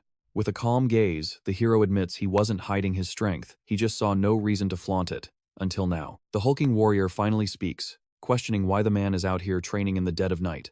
A proud smile spreads across his father's face as he realizes the once fragile boy has finally become a true master of war. He has chosen to honor his son's resolve, granting him permission to brave the treacherous forest of all evil. With a deep bow of gratitude, the young hero thanks his father for letting him see this journey through to its end. But before his son can depart, the man reaches into his coat to produce a final, crucial parting gift. He draws out 2 mysterious letters, each sealed in shimmering gold with the letter M emblazoned in the center. The young mage stares in shock, trying to decipher the true weight of these seemingly vital documents. Legends say those who ventured into that forest formed a legendary legion, and the High Commander of Fort Killaburn awaits him there. The boy is handed a formal letter of recommendation and enlistment, a mandate he must deliver the moment they meet. To ensure his mission is flawless, our hero asks for the name of the high-ranking officer he must seek. "His name is Esselin," his father replies, "one of the youngest prodigies to ever achieve the rank of lieutenant." The young warrior scoffs internally, thinking that if the name doesn't ring a bell, this lieutenant can't be all that formidable.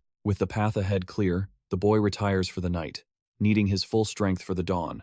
The next morning, the entire household gathers at the gates, their faces etched with worry as they prepare to say their goodbyes. He insists on traveling light with just 1 horse and basic supplies, knowing a carriage would only hinder his speed. Trembling with concern, the loyal servant warns him that the path ahead leads far beyond the reach of safety. The Baron steps forward for a final farewell, reminding his son of the perils ahead and urging him to stay alive. Overwhelmed by their support, he offers his heartfelt thanks to his family and the father who stood by him. Leaping onto his mount, he gallops toward the forest of all evil, leaving his past and family behind.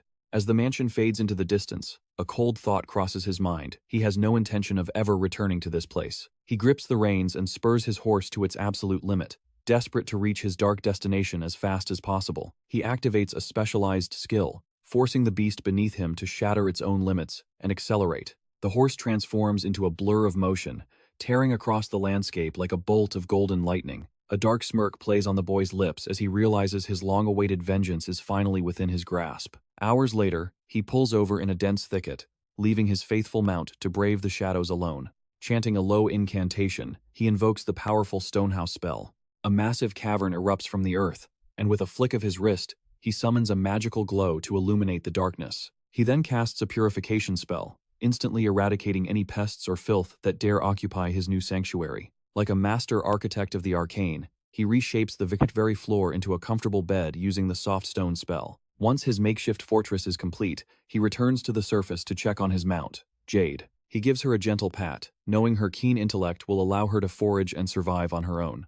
The intelligent mare gives a sharp, focused look, proving she understands her master's commands perfectly. Jade immediately begins her hunt without mercy. 1 week later, the formidable walls of Fort Killaburn loom on the horizon. A sharp-eyed sentry atop the battlements spots a lone figure charging toward the massive stone fortifications. He strains his eyes to identify the rider, fearing an enemy infiltrator is approaching at breakneck speed. All he can see through the dust is a hooded stranger riding a horse with a distinct yellowish coat. The commanding officer wonders if the capital has finally sent the reinforcements they so desperately need.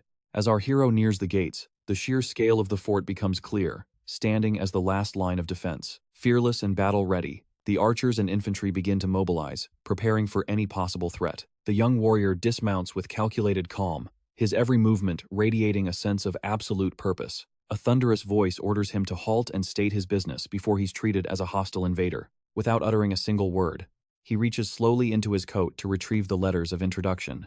But instead of parchment, he draws out a strange, pyramid-shaped artifact that leaves the guards stunned. With explosive force, he hurls the mysterious object straight at the commander's head.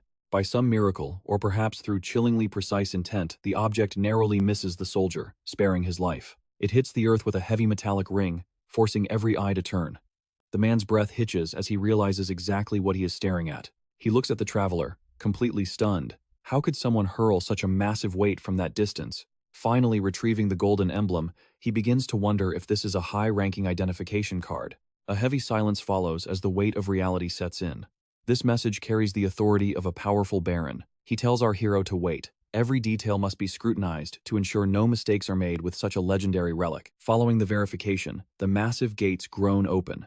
The soldier bows his head, apologizing for his earlier hostility while explaining he was merely following protocol. With the introductions complete, he returns the token to its owner. He has no desire to be mistaken for some petty thief. Our protagonist waves it off, showing no offense. After all, that gold represents his family bloodline and legacy. It has been years since the head of security saw anyone of importance. Guarding this desolate entrance is a lonely and thankless task. Now certain he can trust them, the youth finally reaches up. He pulls back his hood to reveal his true self to the guards. As his face is revealed, his voice rings out with unwavering confidence. He introduces himself, his name echoing clearly through the courtyard. The first words out of his mouth are a bombshell. He is here to enlist in the army as soon as possible. He speaks of the heavy burden of nobility and the mandatory service required by the laws of this land. But the commander remains skeptical. Why would a baron choose this path unless he is hiding a deeper and more dangerous motive? For a baron, the only way into the ranks is as a volunteer. The boy is led deeper into the fortress, toward a specific room to finalize his enlistment.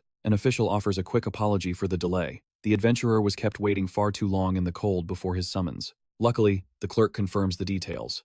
The name on the recommendation letter matches the one in the commander's records perfectly. He gestures for the protagonist to leave the documents there. It is time to move to the final room and seal the deal. As they walk, the hero scans the opulent decor. He had expected a simple commander, but this place breathes true power and status. Despite the tension, a surge of confidence washes over him.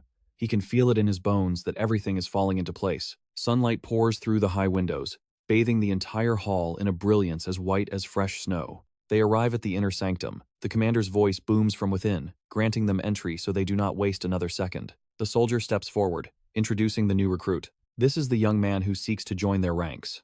A bearded giant looms over them, welcoming the main character. He eyes the boy, asking if he is truly the baron's son, before offering a seat with surprising grace. The veteran soldier can see it in his eyes. This boy has survived hell just to reach these fortress walls. You are an interesting one, the giant muses. One look at the protagonist tells him this is no average noble. Most men on this continent count the days until their service ends, praying for peace just to go home. He wonders why anyone would volunteer for this hellhole. This is the most lethal border on the entire continent. The hero's response is bone-chillingly simple. He came for the monsters and the challenges that will forge him into something greater. The general is stunned. In all his years of command, he has never met a soul willing to chase such a suicidal risk. The boy reiterates his goal. He needs to master the art of survival and learn how to crush any threat in his path. A thunderous laugh erupts from the bearded giant. He is captivated by the sheer audacity of his newest soldier. He roars with delight, praising the boy's bluntness.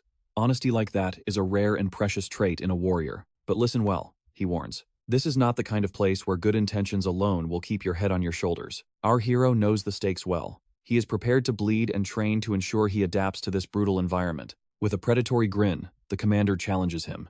He barks an order for the boy to take his combat stance. The general's quarters overlook the vast forest, with the roaring forge visible in the distance. The duel explodes into motion.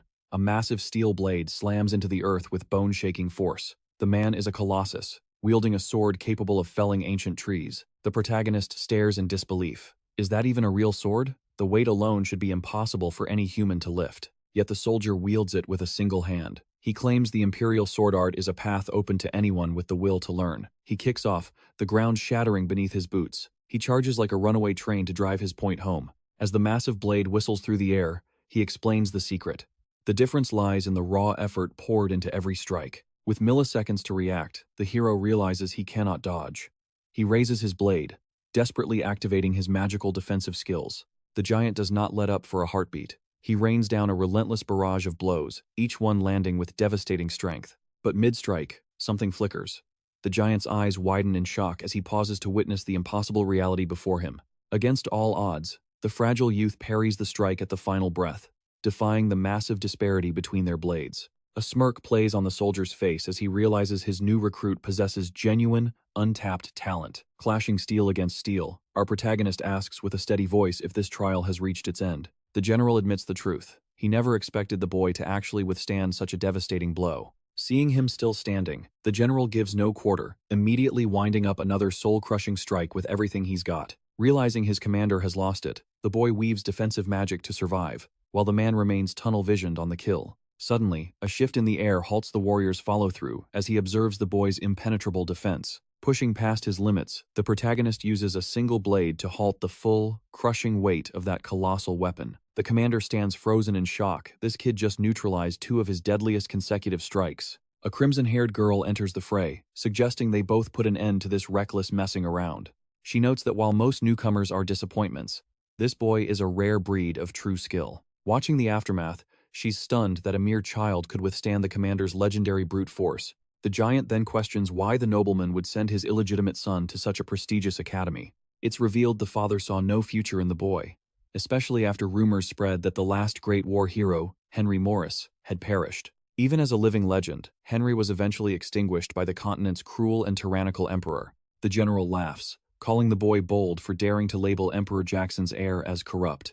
Such words are treasonous, especially coming from a knight who has sworn a blood oath to the empire. Defending a labeled traitor in front of a high-ranking officer was an incredibly dangerous gamble for our protagonist. Unfazed, the swordsman counters that he, too, has sworn his life to the empire's service. However, his sword belongs to the realm and its people, not to those who merely hold the crown. This conviction strikes a chord, forcing the giant into a momentary, thoughtful silence. A heavy silence falls as they lock eyes, while the redhead observes this intense psychological duel of wills. The tension escalates. Their clashing ideologies are steering this conversation toward a very dangerous threshold. Suddenly, the general erupts into thunderous laughter, shaken by the sheer audacity of the boy's words. He laughs uncontrollably, finding the boy's defiance to be the ultimate form of entertainment. Surprisingly, he agrees, admitting he finds the boy's rebellious spirit and challenging nature quite refreshing. The empire is indeed crumbling, making the academy a better choice than staying home, leaving the protagonist baffled by this strange family dynamic. Recalling a name, he asks if Kingington Porum isn't the one currently serving as the academy's second-in-command. Something feels terribly wrong about that arrangement.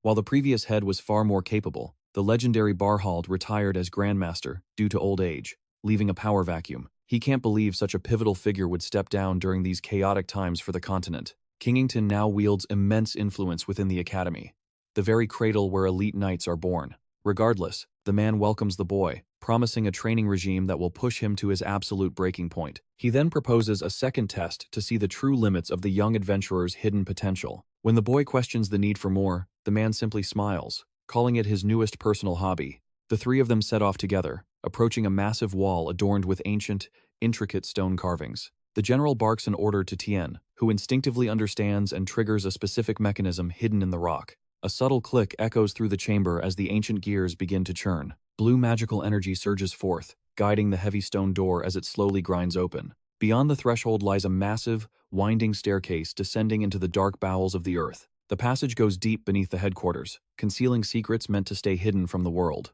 The Grand General leads the way, stepping into the abyss without a single shred of hesitation. Keeping pace with his new superior, the protagonist wonders if this place holds some urgent, world-altering significance. Playing the enigma, the man claims he's just eager to test his hobby in this vast, candle-lit labyrinth. Reaching another carved barrier, the commander once again signals his maid to prepare for the next revelation. With a practiced touch, the girl triggers the hidden mechanism, unveiling yet another secret passage. The dungeon groans open once more, exposing a clandestine chamber hidden deep within the fortress walls. Stepping into the makeshift war room, their eyes land on a bizarre creature lurking at its center. A multi-horned orc-like monstrosity stands before them, radiating the sinister aura of a high-ranking demon's offspring. Spikes jut from its leathery, impenetrable hide. The hero freezes, baffled to find such a beast within the fortress sanctuary. Suspicion gnaws at him. Why on earth is a monster being kept here? Questions must wait. His master's cold gaze is fixed on him. Wearing a cryptic smirk, the man asks his pupil's impressions of his first real monster. Was this beast brought here in secret? The boy asks, eyeing the captive creature with mounting dread. This is your final trial, the man declares. Slaughter it, and your place in the army is guaranteed. The insanity of the test stuns him, yet he accepts the challenge. And once it's dead, he asks, focusing on the next step.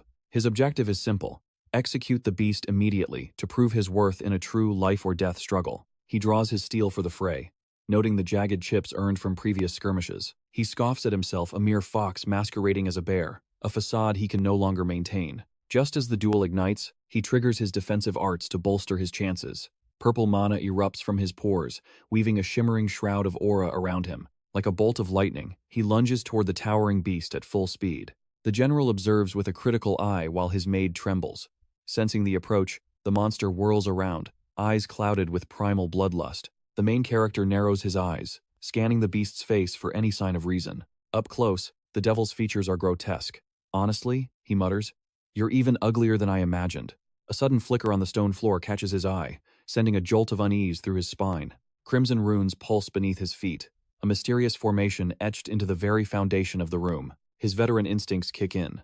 These runes form a containment barrier, keeping the monstrosity leashed for now.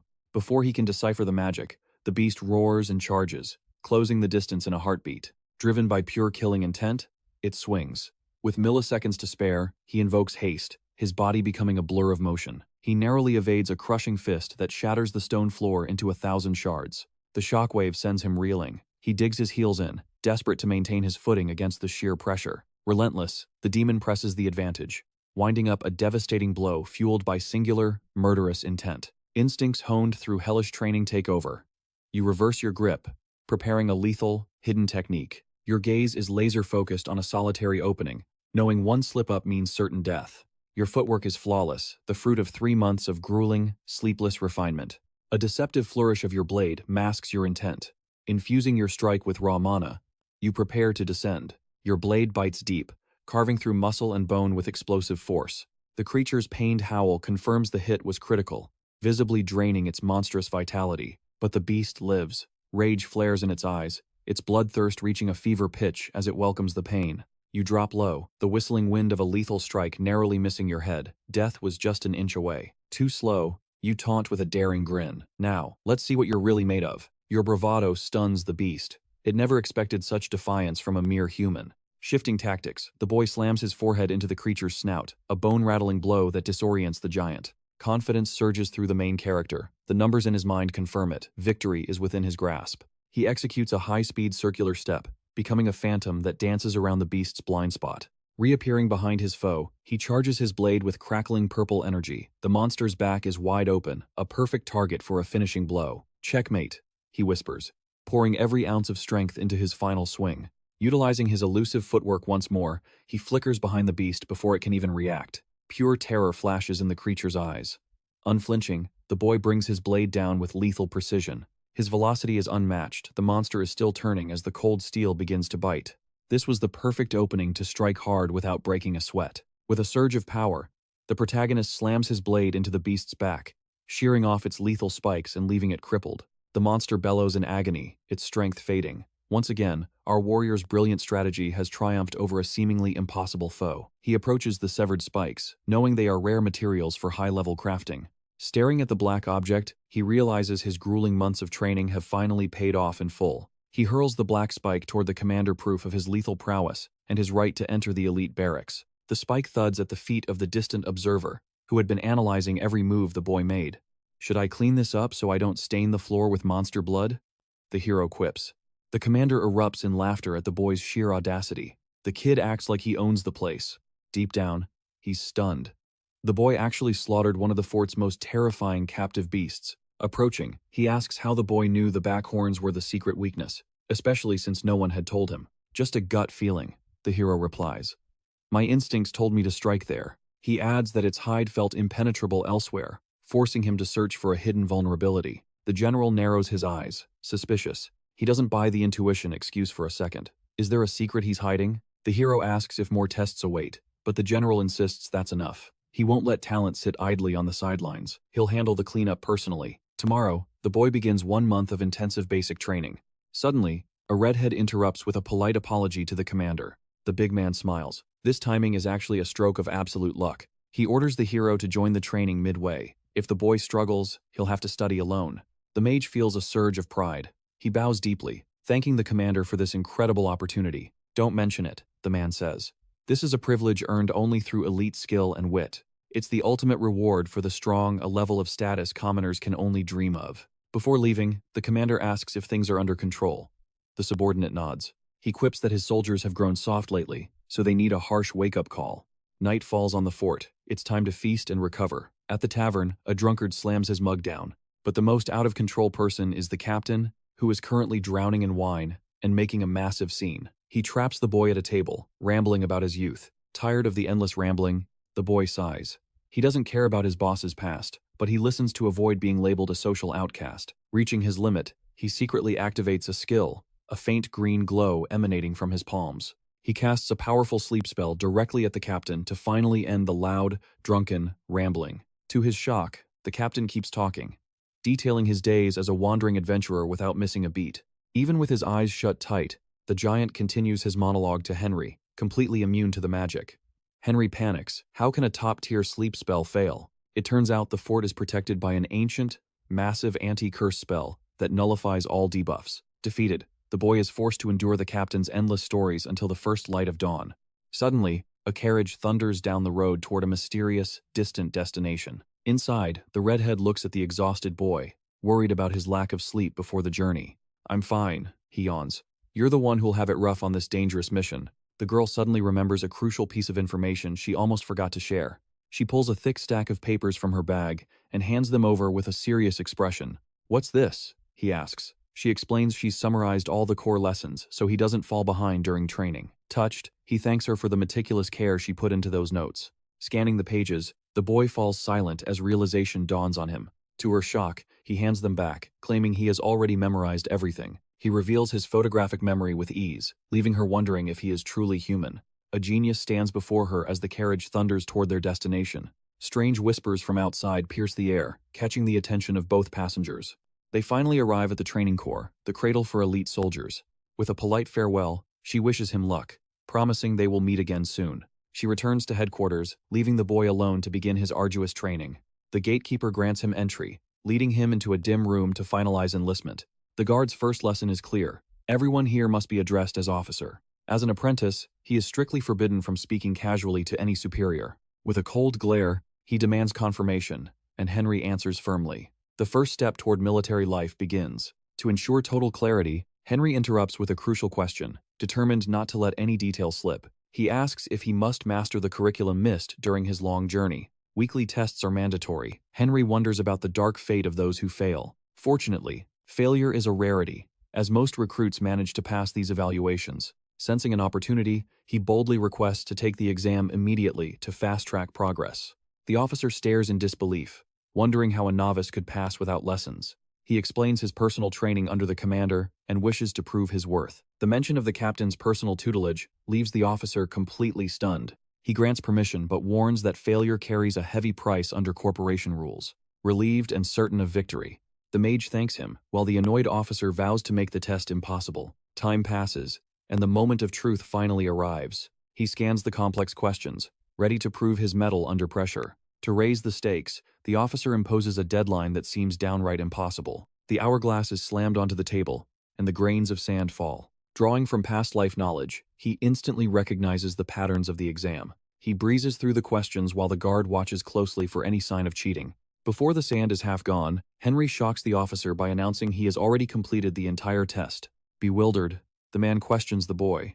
Unable to fathom such incredible speed, he checks the hourglass. More than half the sand remains. A record-breaking pace. Swallowing his pride, the bald officer begins grading the paper with trembling hands. Red ink flows, marking only correct answers. He has achieved a legendary perfect score. Speechless, the officer congratulates him, relieved to witness such a rare talent. Martial arts training begins tomorrow, giving Henry the rest of the day to prepare. With a respectful nod, he departs, one step closer to his ultimate goal. The officer finally understands why the commander took interest in this extraordinary boy. Unbeknownst to Henry, he just aced a test designed for high-ranking military commanders. The name Henry begins to echo through the academy and across the continent. Time passes, and the young prodigy now stands tall in his official soldier uniform. The supervisor on duty signals the new cadet to step forward and introduce himself to the restless crowd. With a few short words, he offers a humble greeting that somehow ignites a wave of thunderous applause. The instructor shifts gears to close-quarters combat, calling his star student to the center of the arena. It is the perfect time to push his limits, testing if his body can endure the trials of a real battle. The objective is simple: fight until one man hits the dirt. Without warning, the first clash begins. A hulking blonde cadet steps up, his muscles rippling with power. Our hero immediately drops into a lethal combat stance. The challenger mirrors the movement, circling like a predator to find the perfect angle for a finishing blow. Suddenly, a flicker of movement catches the hero's eye, revealing a massive opening in the enemy's defense. But then, something bizarre happens. He watches in shock as his own arm begins to warp and grow unnaturally. Sensing the enemy's clumsy footing, he stabilizes his form. His arm returns to normal as he readies a devastating strike. Driven by blind aggression, the blonde powerhouse lunges forward with reckless abandon and overwhelming speed. He winds up a crushing punch, but the protagonist slips past the strike by a mere hair's breadth. A fist grazes his face, a mere intimidation tactic, but the impact barely leaves a single scratch on his skin. He ducks under the follow-up blow, his mind racing to decipher the hidden logic behind such a desperate assault. Without a single second to breathe, the fighter charges back in, pouring everything into one final, explosive swing. Drawing on his combat mastery, the hero chambers a punch of pure speed, striking with surgical precision. The impact is catastrophic. His fist connects squarely with the challenger's vulnerable neck, dealing insane damage. Dazed and broken by the force, the blonde is sent spiraling across the arena like a discarded ragdoll. Defeat is absolute. The rival faceplants into the dust, concluding the bout in a state of utter humiliation. A heavy silence falls over the students as the guards watch from the shadows, their eyes narrowing. The surrounding soldiers stand frozen, stunned by the sheer speed and efficiency of the decisive victory. Nearby, a polished elite watches with a cold stare, his eyes burning with an unmistakable sense of envy. Whispers erupt among the crowd. How could a renowned powerhouse be silenced with such effortless ease? Out of 20 elite recruits, the hero just dismantled the third-ranked fighter in the blink of an eye. The instructor scrutinizes the hero's physique, searching for the source of his hidden and explosive potential. What is more shocking is that beyond his strategy, his raw execution was flawlessly terrifying to behold. With a single, pinpoint strike, he left even the most seasoned veterans questioning their own battle senses. Who is this monster? Sensing destiny, the instructor calls for the next sacrificial lamb to enter the ring. Victory follows victory. The protagonist stands tall, his breathing steady, and his skin barely breaking a sweat. The top-tier challengers fall like dominoes, leaving only a handful of elite scores left to face his wrath. 9 challengers have already fallen. He wonders who will be foolish enough to step up and face him next. This surge of power is a new feeling, but Hector's guidance is proving to be truly legendary. He hoped his aggressive style would dominate, but the flow of battle demanded something much more refined. The name Ronin echoes through the grounds. The true climax of the day is finally about to happen. The envious elite from earlier steps out, his chiseled frame radiating a palpable and murderous intent. This is the Academy's reigning champion, the man holding the absolute highest combat score among all the recruits. Locked in, the hero realizes that seizing the #1 spot means crushing this final, golden titan. Ronin wears the smug mask of a noble knight, determined to protect his throne at any cost. But he is a rank 1 warrior for a reason. Begin, the trainer bellows, igniting the final showdown. The instructor's hand drops like a guillotine, signaling the start of the carnage between the two elites. The rules are gone now. They will beat each other until only one man remains standing. Testing his luck, the hero throws a high feint, hoping to bait Ronin into a fatal mistake. But Ronin is no amateur. He has analyzed every move and won't fall for such a simple trick. Is the gap between them truly that vast? The hero prepares himself for the fight of his life. Driven by pride, he vows to shatter Ronin's ego, circling for the perfect clean strike that changes everything. A lightning-fast strike, but his opponent is a shadow, reading the move instantly. Landing a surprise hit is becoming an impossible task. Ronin snaps his gaze toward the main character, his body coiled like a spring, ready to parry and unleash a devastating counter. He drives a high kick upward with bone-shattering force. The boy barely manages to throw up a guard at the final millisecond. Our hero shields himself, but the impact is brutal. A heavy shockwave rattles his forearm, leaving his nerves screaming in pain. He recalculates. He'd underestimated this monster, thinking the win would be easy. Now, He needs a lethal opening to end this fight, and fast. This blonde swordsman isn't just another rival. He's built differently, a true predator among common soldiers. Ronan lets out a long, weary sigh. He looks bored, as if this life-or-death struggle is nothing more than a tedious chore. He steps forward, and the atmosphere instantly curdles. The true aggression is finally surfacing. The real slaughter begins now. The main character pivots in a swift, circular motion. He evades the strike by a hair's breadth, lunging back with a sharp counterpunch. But his foe is one step ahead. Traces of shimmering energy erupt, leaving ethereal trails of power in his wake. In a blur of motion, he teleports directly in front of the mage. The young sorcerer gasps, blindsided by such explosive, godlike speed. As the fist closes in, he recognizes the movement. This wasn't a standard drill. It was a cold, efficient military-style maneuver. The blow crashes against the boy's arm. He managed to brace in time, narrowly escaping a strike that would have shattered his ribs. Fury boils over. The main character spits out a curse, fueled by a rising tide of white-hot rage. He lunges with a powerful counter, but it's met with a solid wall. Their skills are mirrors of each other, locked in a deadly stalemate. Without a breath of respite, the muscular elite launches a savage kick aimed directly at his jaw. To disrupt his rhythm, he charges head-on. He won't give his enemy the chance to memorize his patterns. Their killing intent aligns. Both strike simultaneously, the collision sending them reeling back in opposite directions. The mage is battered and bruised. His early confidence has crumbled, replaced by the harsh reality of this brutal exchange. Yet, his opponent still looks untouchable. He pushes forward with a terrifying, blank expression, as if he hasn't even broken a sweat. He snatches the hero's leg mid-air. With raw, insulting power, he slams him toward the dirt, igniting the protagonist's hatred. A chilling realization hits home. If he doesn't turn this around now, he'll lose everything he's fought for. He hits the earth with a sickening thud. The blonde warrior looms over him, holding the absolute upper hand. Muscles bulging, he winds up a final, crushing blow. "It's over," he declares, his voice cold as the grave. "I can't lose like this," the sorcerer screams internally. Would he really let months of blood and sweat end in such humiliation? No, not like this. Rage sharpens his focus as he vows to strike back before the final blow lands. A violent green aura erupts around him. This is his last gamble to flip the script of destiny. Light grasses. He invokes the spell, stripping away his target's weight. The warrior lets out a jagged scream as the magic takes hold. Suddenly weightless, the blonde becomes nothing more than a rag doll. The main character seizes the chance to toss him like trash. It's payback time. He yanks the warrior through the air, slamming him into the hard ground without a shred of mercy. The predator has become the prey. He cancels the spell mid-air, hurtling his opponent toward the arena wall with bone-breaking force. Physics warp under the strain, magnifying the impact tenfold. The watching soldiers stare in stunned silence, unable to process the sheer carnage. Even the veteran trainer is left utterly speechless, his jaw dropping at the impossible sight. His star pupil, the Academy's finest, has been utterly dismantled. He stands frozen, staring at the broken boy until a voice breaks the trance. Standing over the chaos, the main character demands the verdict. He wants to hear the words, "He is the victor." At long last, they announce it. The cadet has claimed the top spot. With perfect scores in theory and combat, his sword skills are officially unmatched. Night descends, and it's finally time to rest.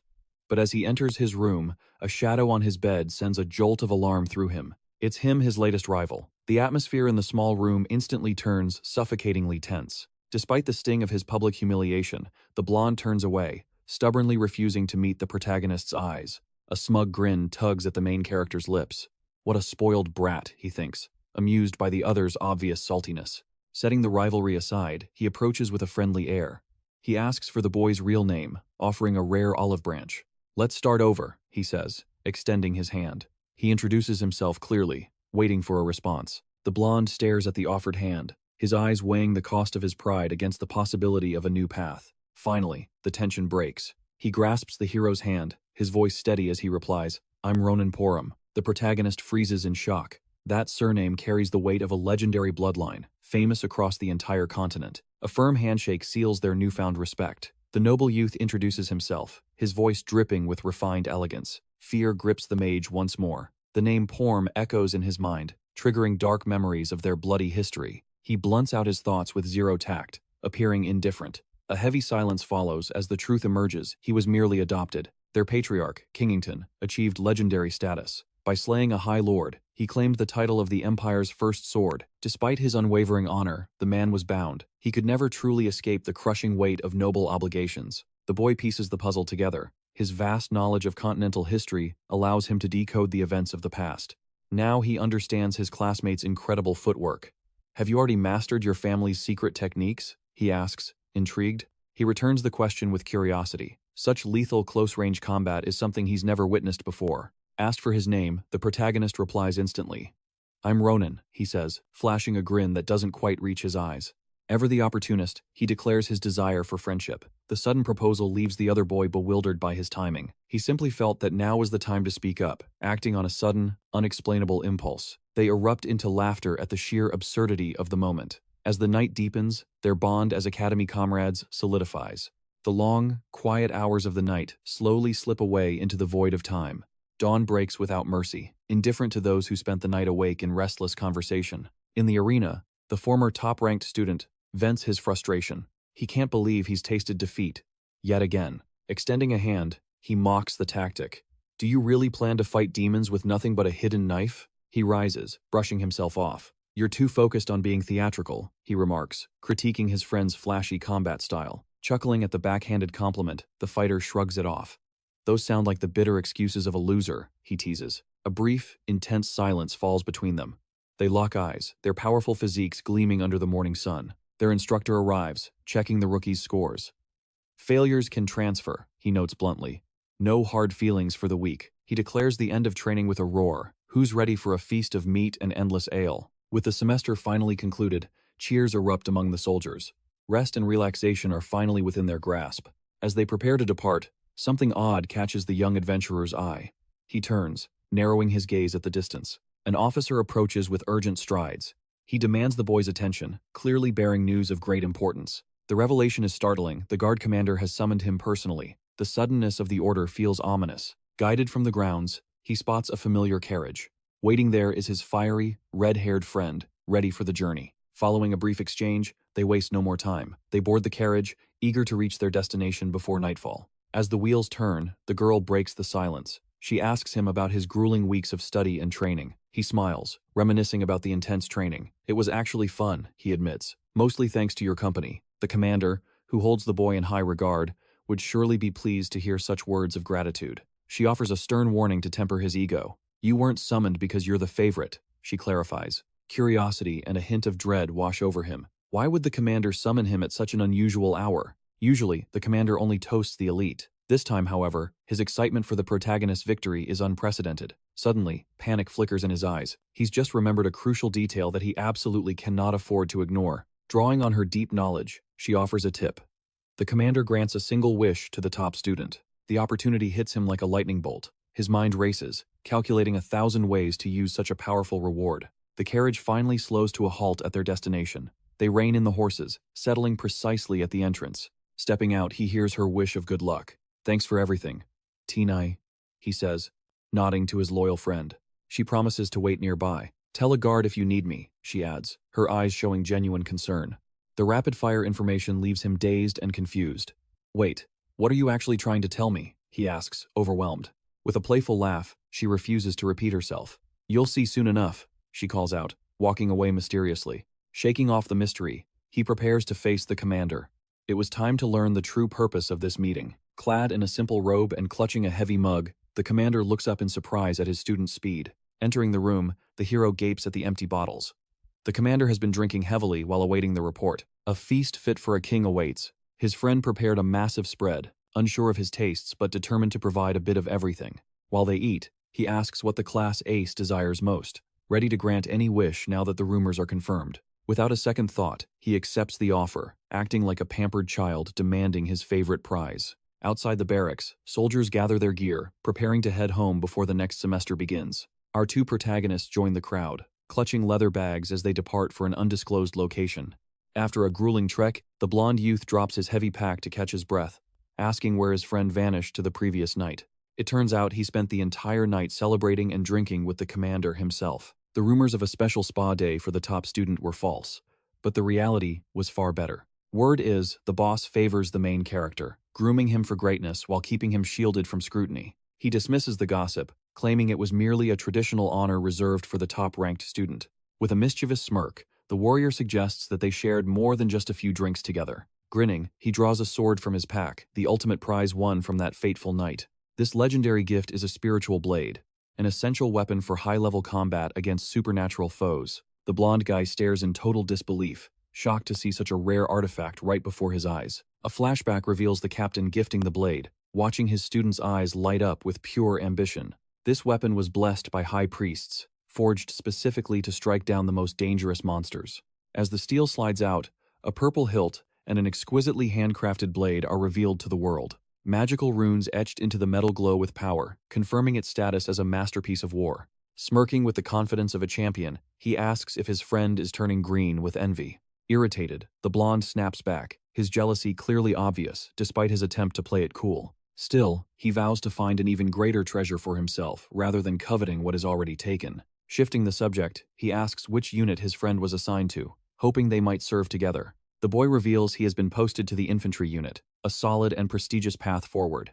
It is the perfect starting point for a career, offering fast promotions for frontline officers and elites. Once again, the hero realizes he underestimated this friend, who has calculated every move with chilling precision. Snapping back to the present, he is asked about his own plans for the military's future. He mentions an independent infantry company, a name that triggers a silent, intense memory for the night. That specific objective clearly holds a hidden purpose that only a master wizard would truly understand. He recalls the commander getting so wasted that he was drooling like an infant in his sleep. After a night of total excess, the man had passed out, completely oblivious to the world outside. Being disciplined, the main character used a purification spell to flush the toxins and maintain total control. He then slipped out, ordering the guards to summon Tien for a secret midnight rendezvous. He spent the remaining hours studying a map covered in cryptic and extremely complex strategic data. It detailed the movements of every troop stationed at the fort across various vital sectors. With 1 year remaining, the top spot is his. To lose one mistake could send him spiraling to the bottom. Finally, the red-haired Tien arrives, and he apologizes for the late-night summons during her rest. She isn't bothered, noting his cleverness in ensuring their meeting remains a total, undetected secret. Her kindness makes him pause, wondering about the true nature of their mysterious connection. Is she here on the general's orders, or is this genuine? Curiously, she asks which unit he will join. Seeking growth without interference, he expresses his desire for a flexible, independent post to adapt quickly. An independent infantry company seems like the ideal choice for his unique and ambitious goals. With her deep military knowledge, Tien smiles, already knowing exactly where her friend is headed. But first, she wants to hear his reasoning to ensure their paths truly align. Her jokes about humility were just a facade for his true path. She marks several elite units that could serve as stepping stones for his ultimate vengeance. These are his primary targets, mostly independent special forces companies known for their autonomy. Suddenly, a single doubt flashes through her mind. Does he truly grasp the nature of these special forces? To the hero, they are just units for rare, perilous missions, but she knows this wizard doesn't fear the Reaper. Maintaining his cold, calculating persona, he states plainly that danger is a small price for power. His unexpected hunger for a promotion caught even her off guard. Securing a spot in an independent company is a nightmare, as they consist almost entirely of seasoned officers. It is a glaring hurdle that demands an immediate, clever solution before their window of opportunity slams shut. A spark of genius ignites in young Sting's mind as she devises a plan to tip the scales in their favor. Signaling toward a specific unit isolated from the rest, she suggests this hidden gem. It's an elite force under the great commander's direct lineage, placing our main character right at the heart of the storm. A predatory smirk plays on his lips as he thanks her. This is the golden ticket he needs to transcend his station. By dawn, the next day, he finishes exploring his choice to his comrade, justifying why an elite infantry unit is his final destination. With their long farewell concluded, the carriage finally arrives to whisk them toward their fates. The blonde companion is the first to depart, chasing his own vision of a better life. Before the wheels turn, the protagonist offers a calm, playful warning not to die too soon. It's a dark jest between brothers in arms, both knowing their next meeting is far from guaranteed. The mage stands alone, watching the carriage vanish into the horizon as silence settles over his thoughts. Suddenly, a voice cuts through the stillness, snapping his attention back to the present. A bald man stands by the carriage, his eyes fixed on the boy with an unsettling intensity. Approaching the man, the boy reintroduces himself to his new driver. The man seems irritable, clearly eager to get this journey over with. Surveying the source of his employee's delay, the man remains stoic. He loathes chaos, yet a flicker of excitement stirs within him. This is the first step toward a glorious future. A lieutenant's vacancy has opened up. A prestigious seat, usually reserved for the absolute cream of the crop. It will be a brutal uphill battle since new officers are rarely welcomed. but for someone with his drive, it is a gamble worth taking. Setting out the next morning, he is taken aback by his friend's bluntness. Her information was delivered with a brutal, unvarnished honesty. Days turn into weeks, until the boy finally reaches his destination, the military outpost known as Caliber Needle. Facing the company commander, he formally introduces himself, ready to prove his worth in the mud and blood of the trenches. The commander realizes immediately that this isn't just anyone, this is the legendary top cadet of his class, a future captain in the making. The boy feigns humility, claiming the instructors exaggerated his reports. He insists he lacks the God-given talent to truly stand above the rest. But every word is a calculated lie, part of a much deeper scheme. Seeing the boy's performance, the commander's skepticism grows.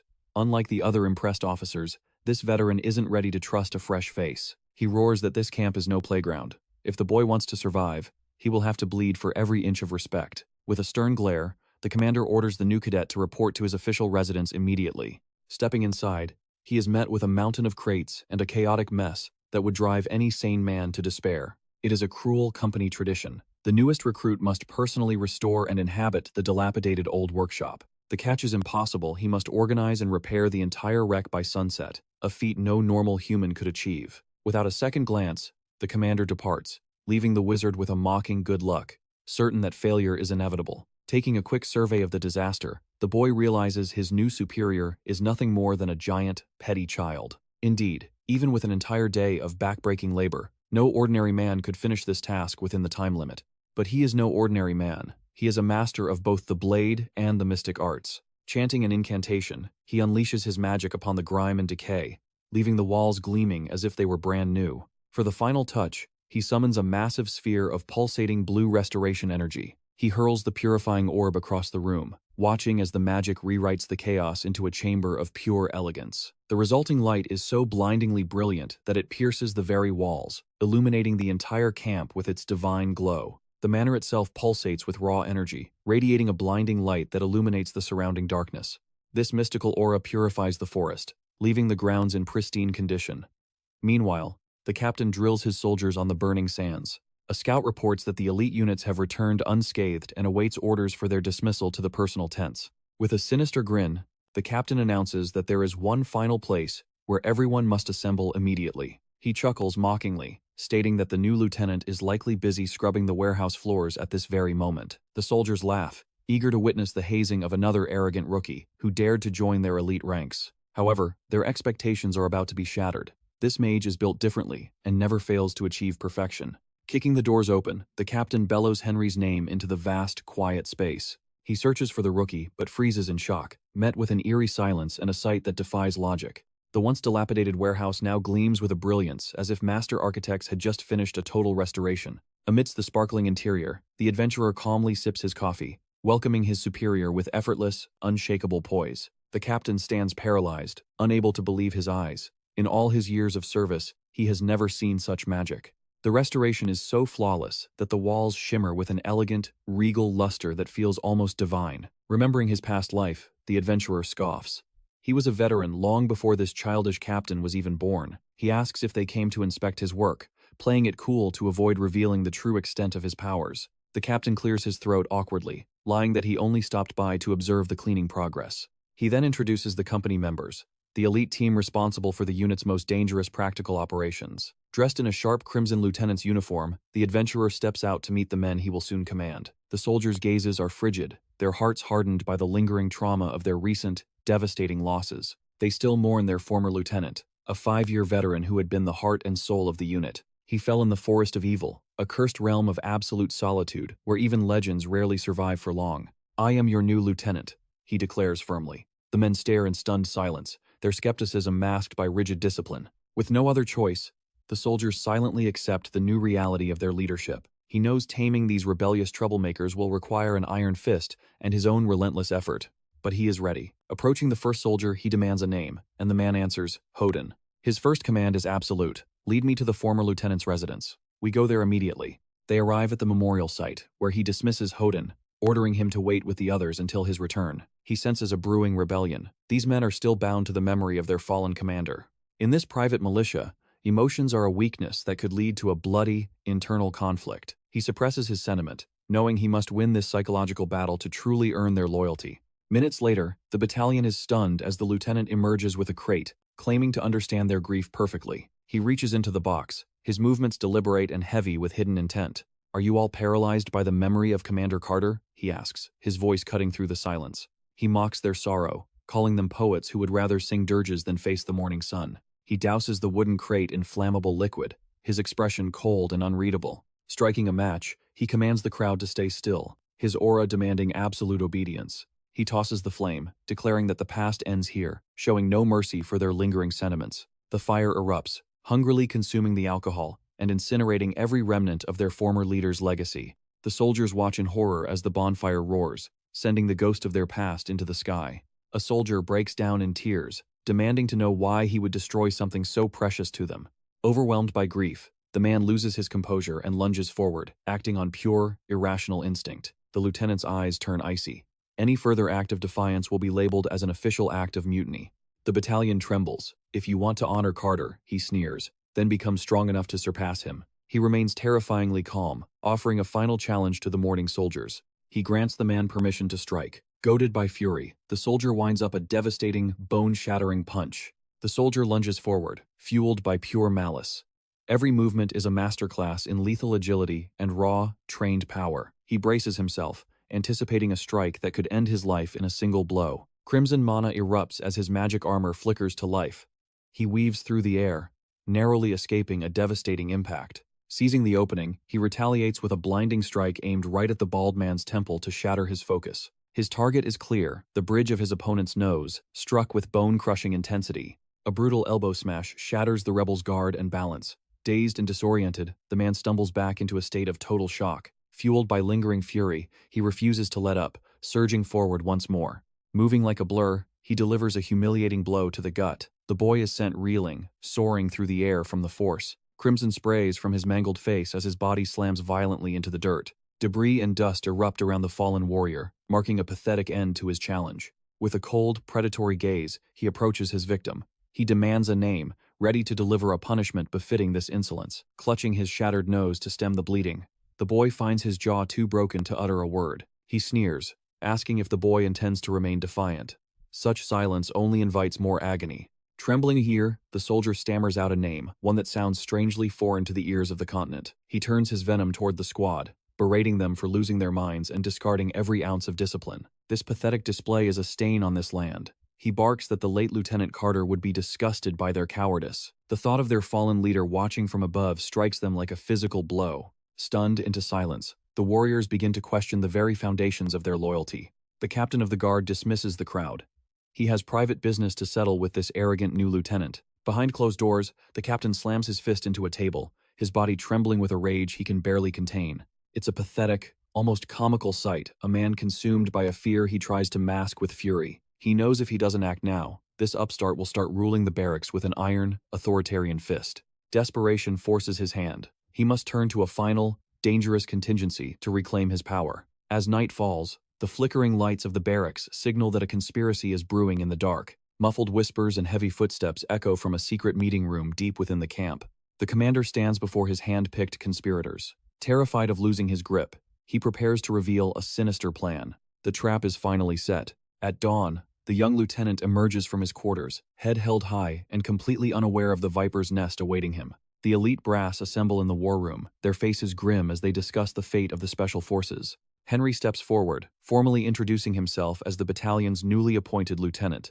A man named Hugo follows suit, identifying himself as the commander's chief of personal affairs. Beside him stands Vogue, the veteran in charge of logistics and the company's vital supply lines.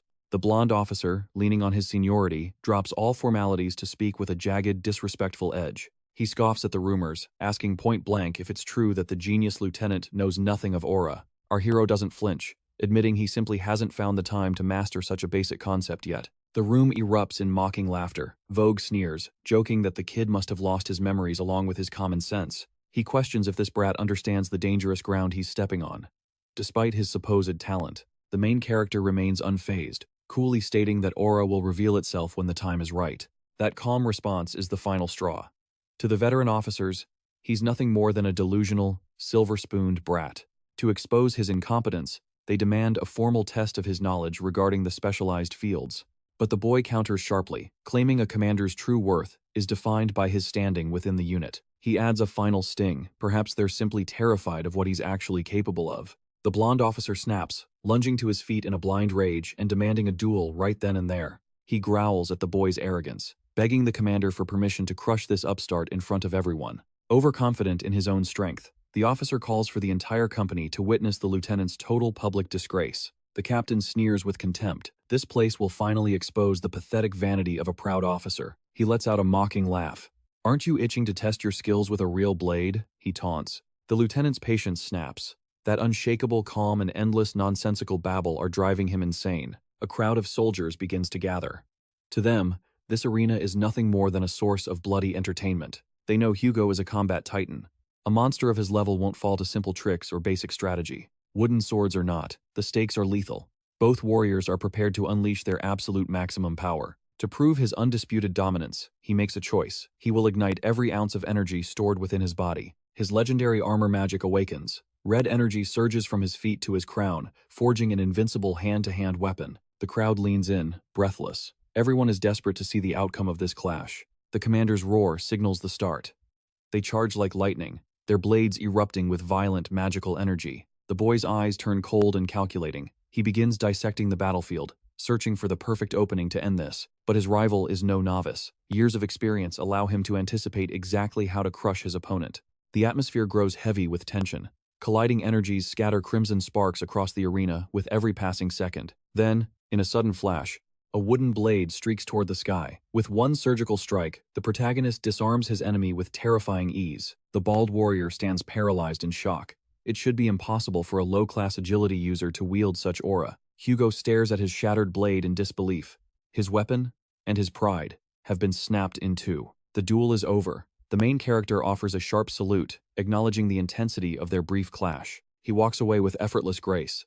Victory belongs to him, and he heads toward his duties without looking back. Breaking out in a cold sweat, the captain fumes. His trap failed miserably, and now the brat is questioning his orders. Suddenly, a document is thrust forward.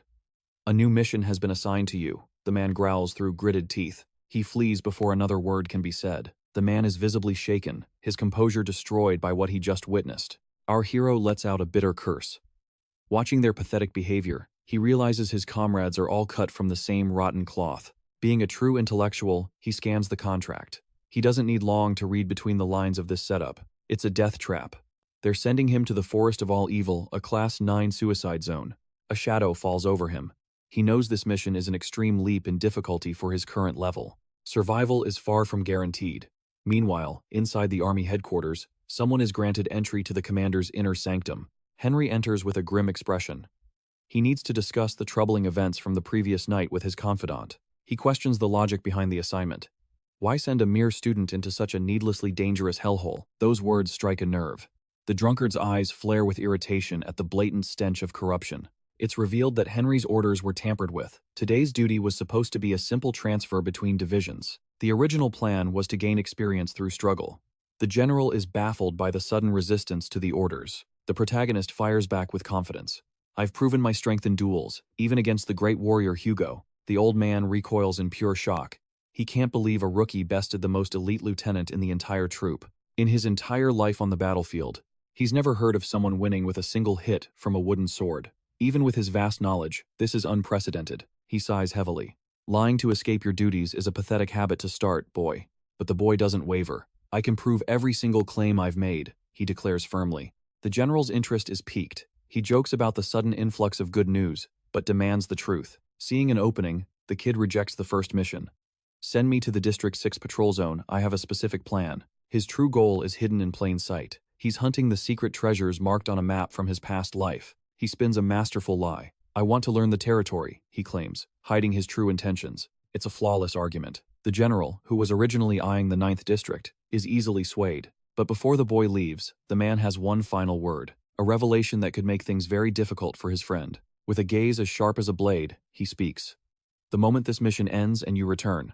At last, the high-stakes mission he's yearned for is finally within his grasp. Without a moment's hesitation, he demands the briefing, his mind already calculating the path to certain victory. With a weary sigh, the commander orders his aide to transfer the fallen lieutenant's records and prep the deployment. Moments later, she returns, presenting a formal, wax-sealed letter containing the lethal intel. The weight of the task is undeniable. His predecessor wasn't just any soldier, he was a legend, revered by the entire army. Our protagonist gazes at the file, reflecting on the brutal operation that sent such a formidable warrior to an early grave.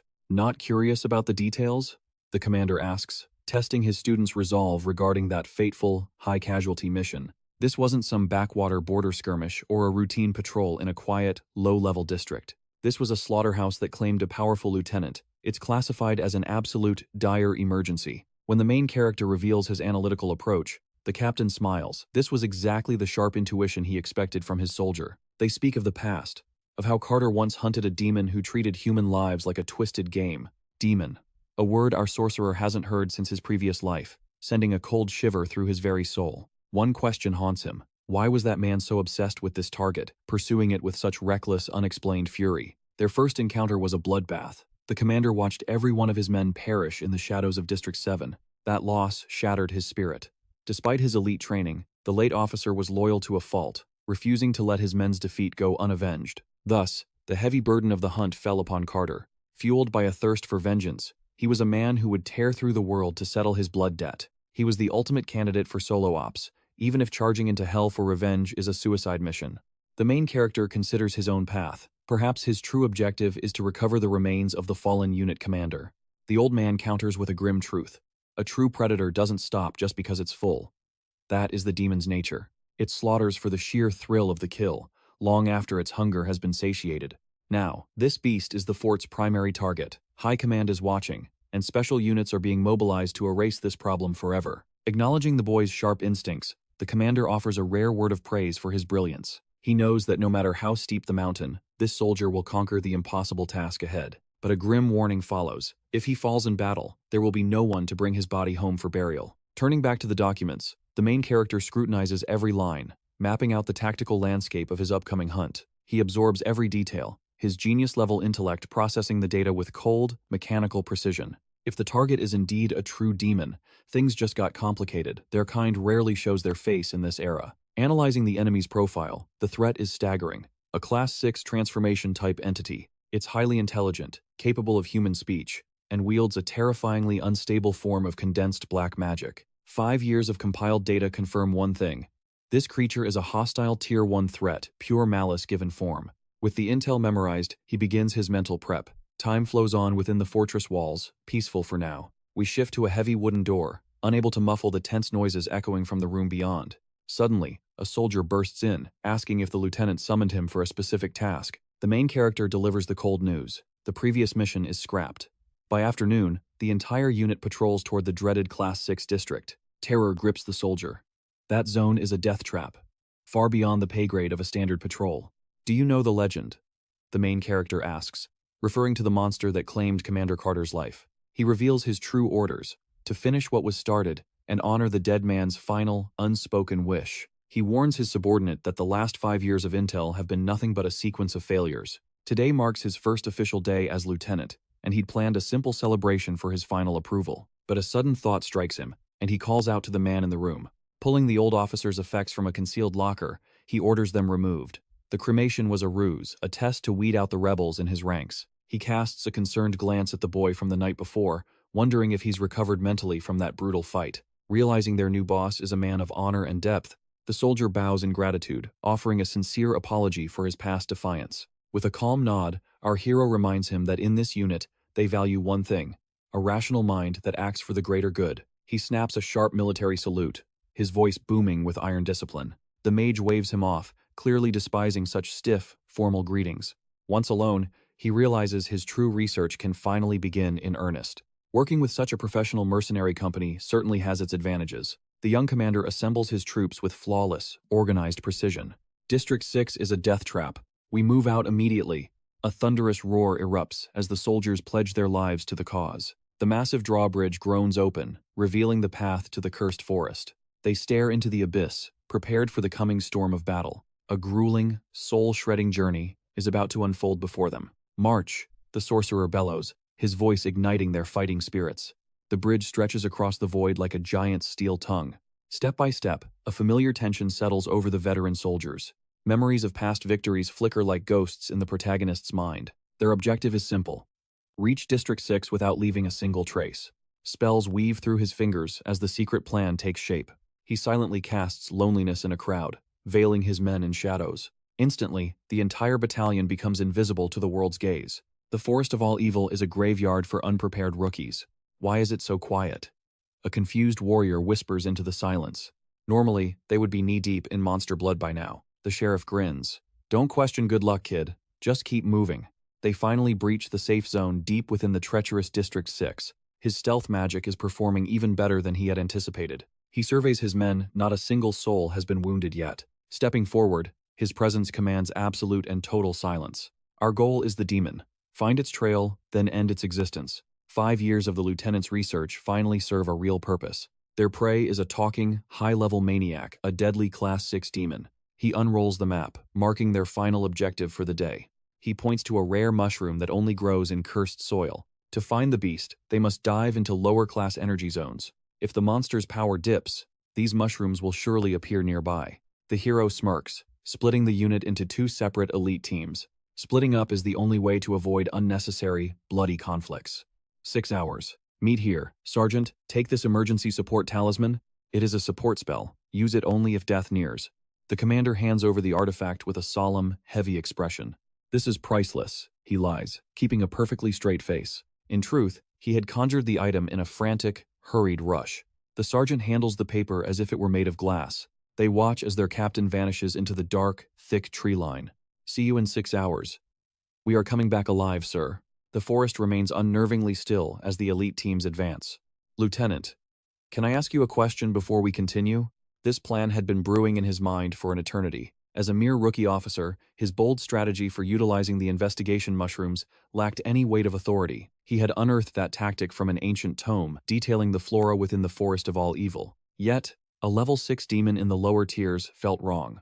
Those mushrooms were seeds he had planted decades ago to guard a hidden legacy. Exploiting these elite soldiers for his own ends weighed heavy on his conscience. But the truth remained a forbidden secret. Crimson hues bleed across the horizon as the sun begins its descent over the entire continent. The totem's glow maintains the safe zone, while exhaustion finally takes its toll on the weary sergeants and their men. Frustration bubbles within our main character.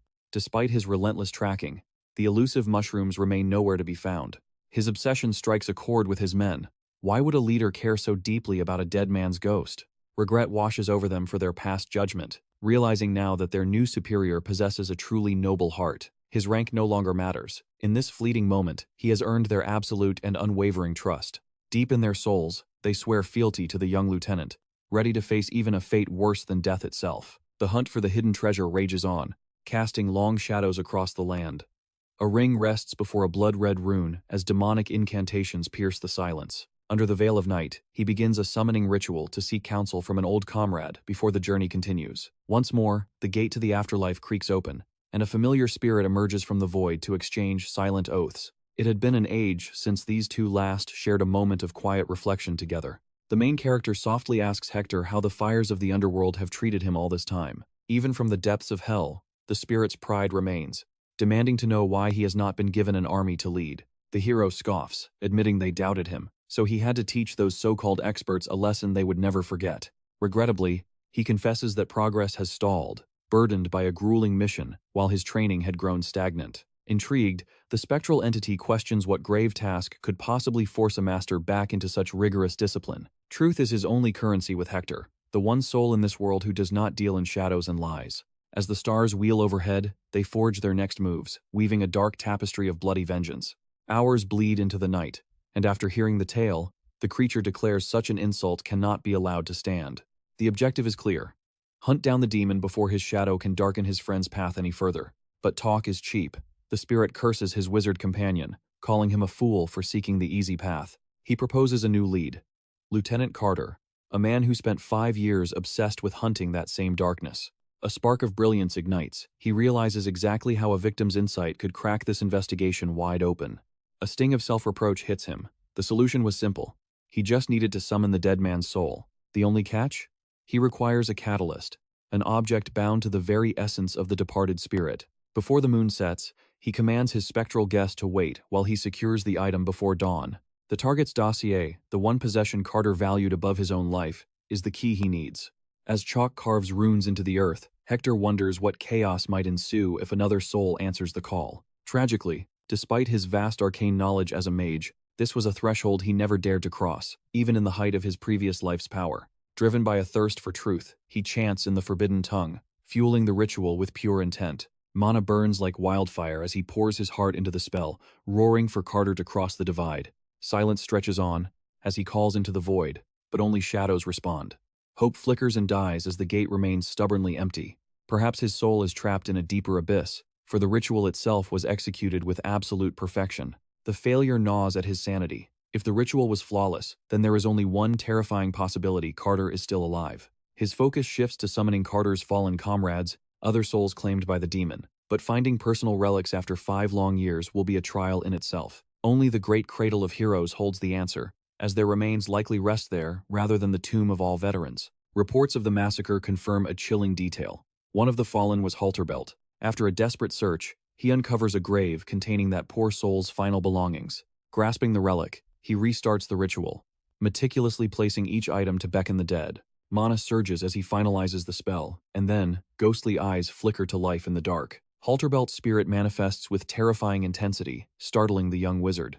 The confused spirit wavers, but Henry steps forward, revealing his identity and the dire reason for this summons. Learning Carter was taken by the demon ignites the spirit's fury before he collapses in soul-crushing grief. 5 years of blood and slaughter, all for a beast that triumphed in the end.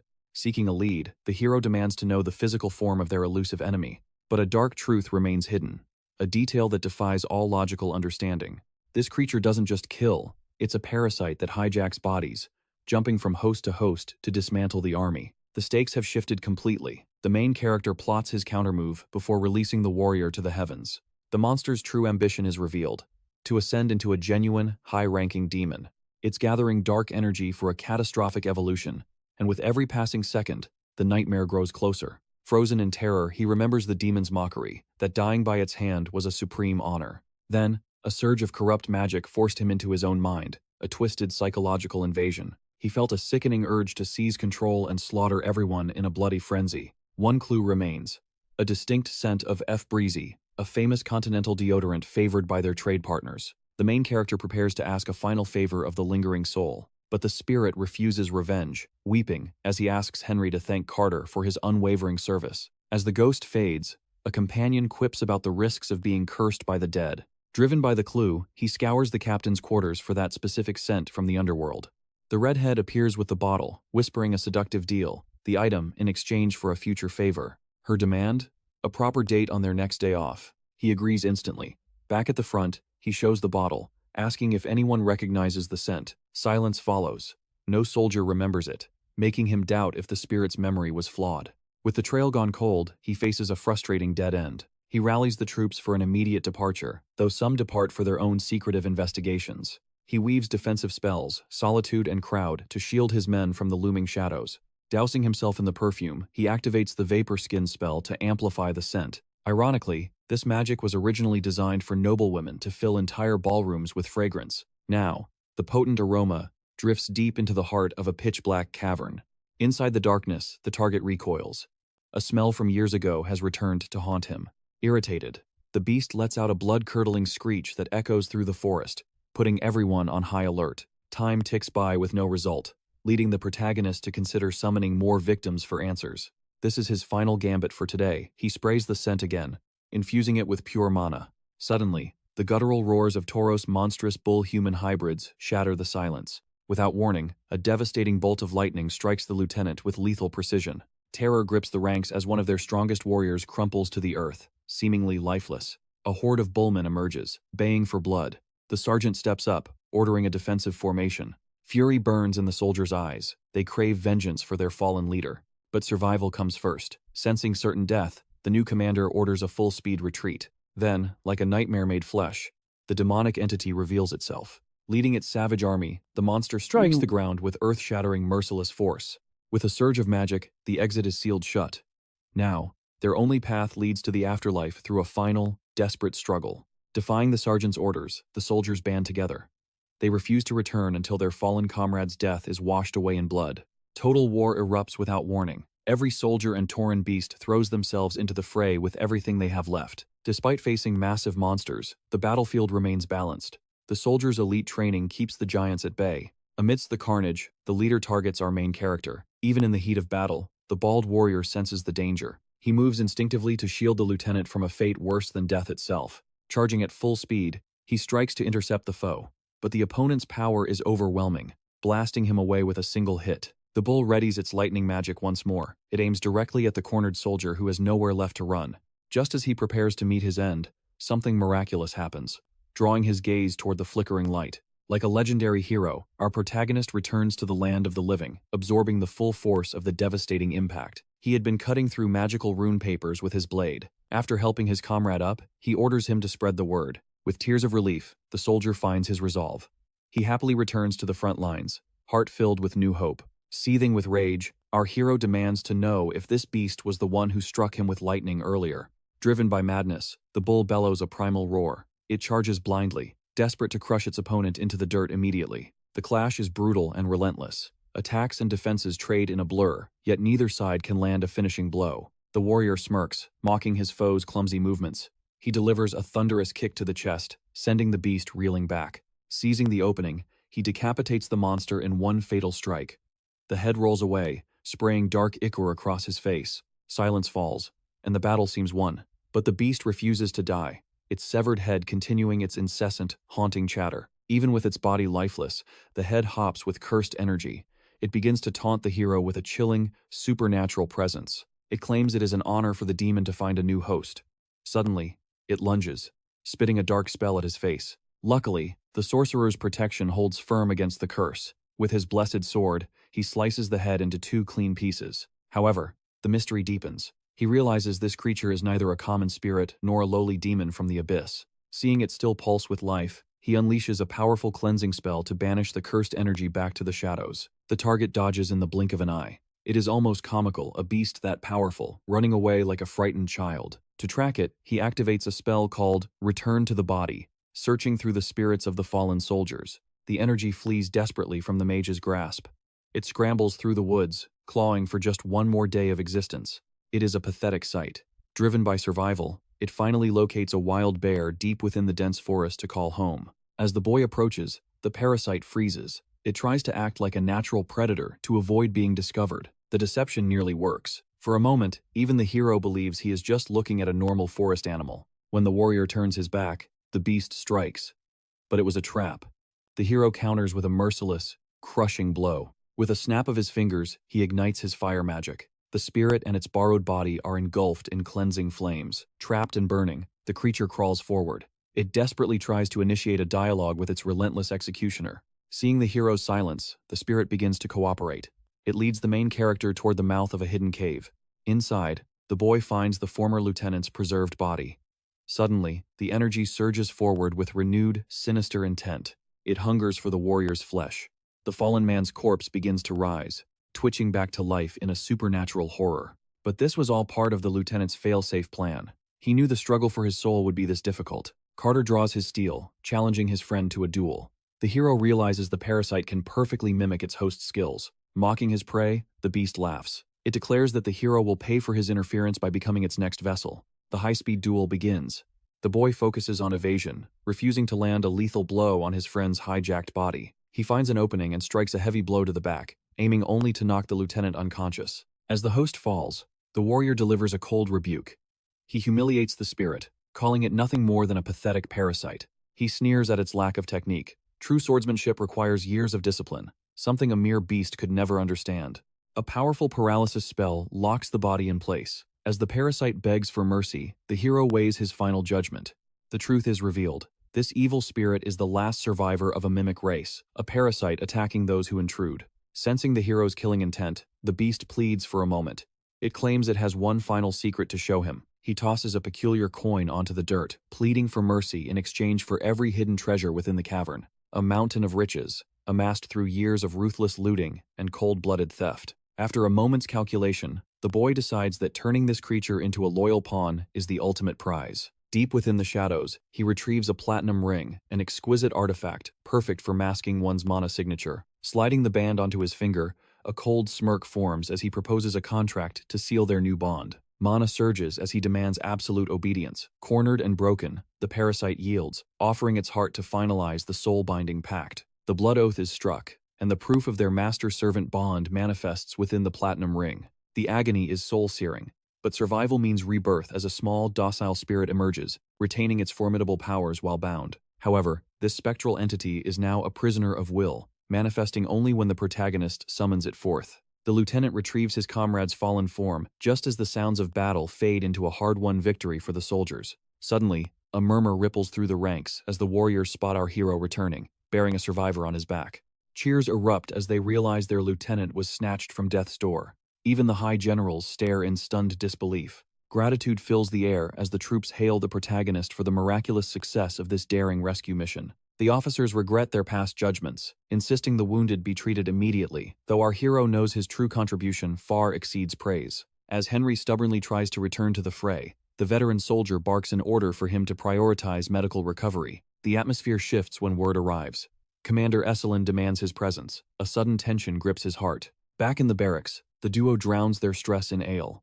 Amidst the haze, the bound parasite whispers, asking to assist. An ingenious idea strikes our hero. Why not let the spirit absorb the intoxication in his stead? Activating the ring for the first time, he sees a golden opportunity to test the little thing's absolute loyalty. The ring's platinum seems to have tamed the creature. The men feast and drink, their laughter echoing through the night. After draining a massive flagon of ale, the captain's strength finally fails, and he collapses into a deep, drunken slumber. Our hero huffs, slightly disappointed. He expected a much higher tolerance from one of the army's elite warriors. Despite his success, the primary objective remains unfulfilled. The legendary treasure chests are still nowhere to be found. Summoning his spectral servant, he orders it to shift its form into something less conspicuous for the human world. With a flicker of magic, the parasite transforms into an innocent cat. To the boy, this is a specimen to be studied. His analysis deepens. This entity defies logic. It's neither a simple mimic nor a typical parasite, a truly baffling anomaly. Curiously, the creature displays bizarre reactions to specific scents, twitching at the mere smell of something as simple as cucumber. Soon, the soldier returns, brandishing a large pickle, terrifying the cat. He commands the feline to eat it to test its reaction. It's a baffling sight, especially since Carter hadn't done anything to provoke such a sudden, frantic reaction from the beast. In truth, the demon's curiosity stems from its primal drive to find a perfect host for its next stage of evolution. Redirecting his focus to the treasure, he questions if his new pet has sensed any traces of the rare mushrooms. The spirit signals an affirmative, and the pair slips into the night. As he channels mana, a seed of doubt lingers. Trusting the feline's instincts, he unleashes a powerful flight spell, soaring effortlessly over the fortress's massive stone walls. Suspended in the night sky, he scans the landscape with eagle eyes, hunting for the faint glow of mushrooms and chests. A glimmer catches his eye. Without a second thought, he dives through the air at breakneck speed toward the potential fortune. Just before impact, he weaves a featherfall spell, neutralizing his momentum for a silent, damage-free landing. Fortune favors the bold. Hidden behind a towering tree lies his goal. Our hero draws his blade, cleaving the trunk in half. As the timber crashes down, his heart sinks. Behind the fallen wood, there is only emptiness. Had he been misled? Wait, mushroom spores are thriving here. He commands the cat to focus its keen senses and sniff out the true treasure location. Despite its cute appearance, the spirit's power is no joke. It casts a high-level detection spell, filtering the air for gold. The spell works. A hidden passage to a secret grotto is revealed, the treasure's true resting place. Our journey ends here. If you enjoyed this recap, smash that like button. Catch you in the next episode. Peace out.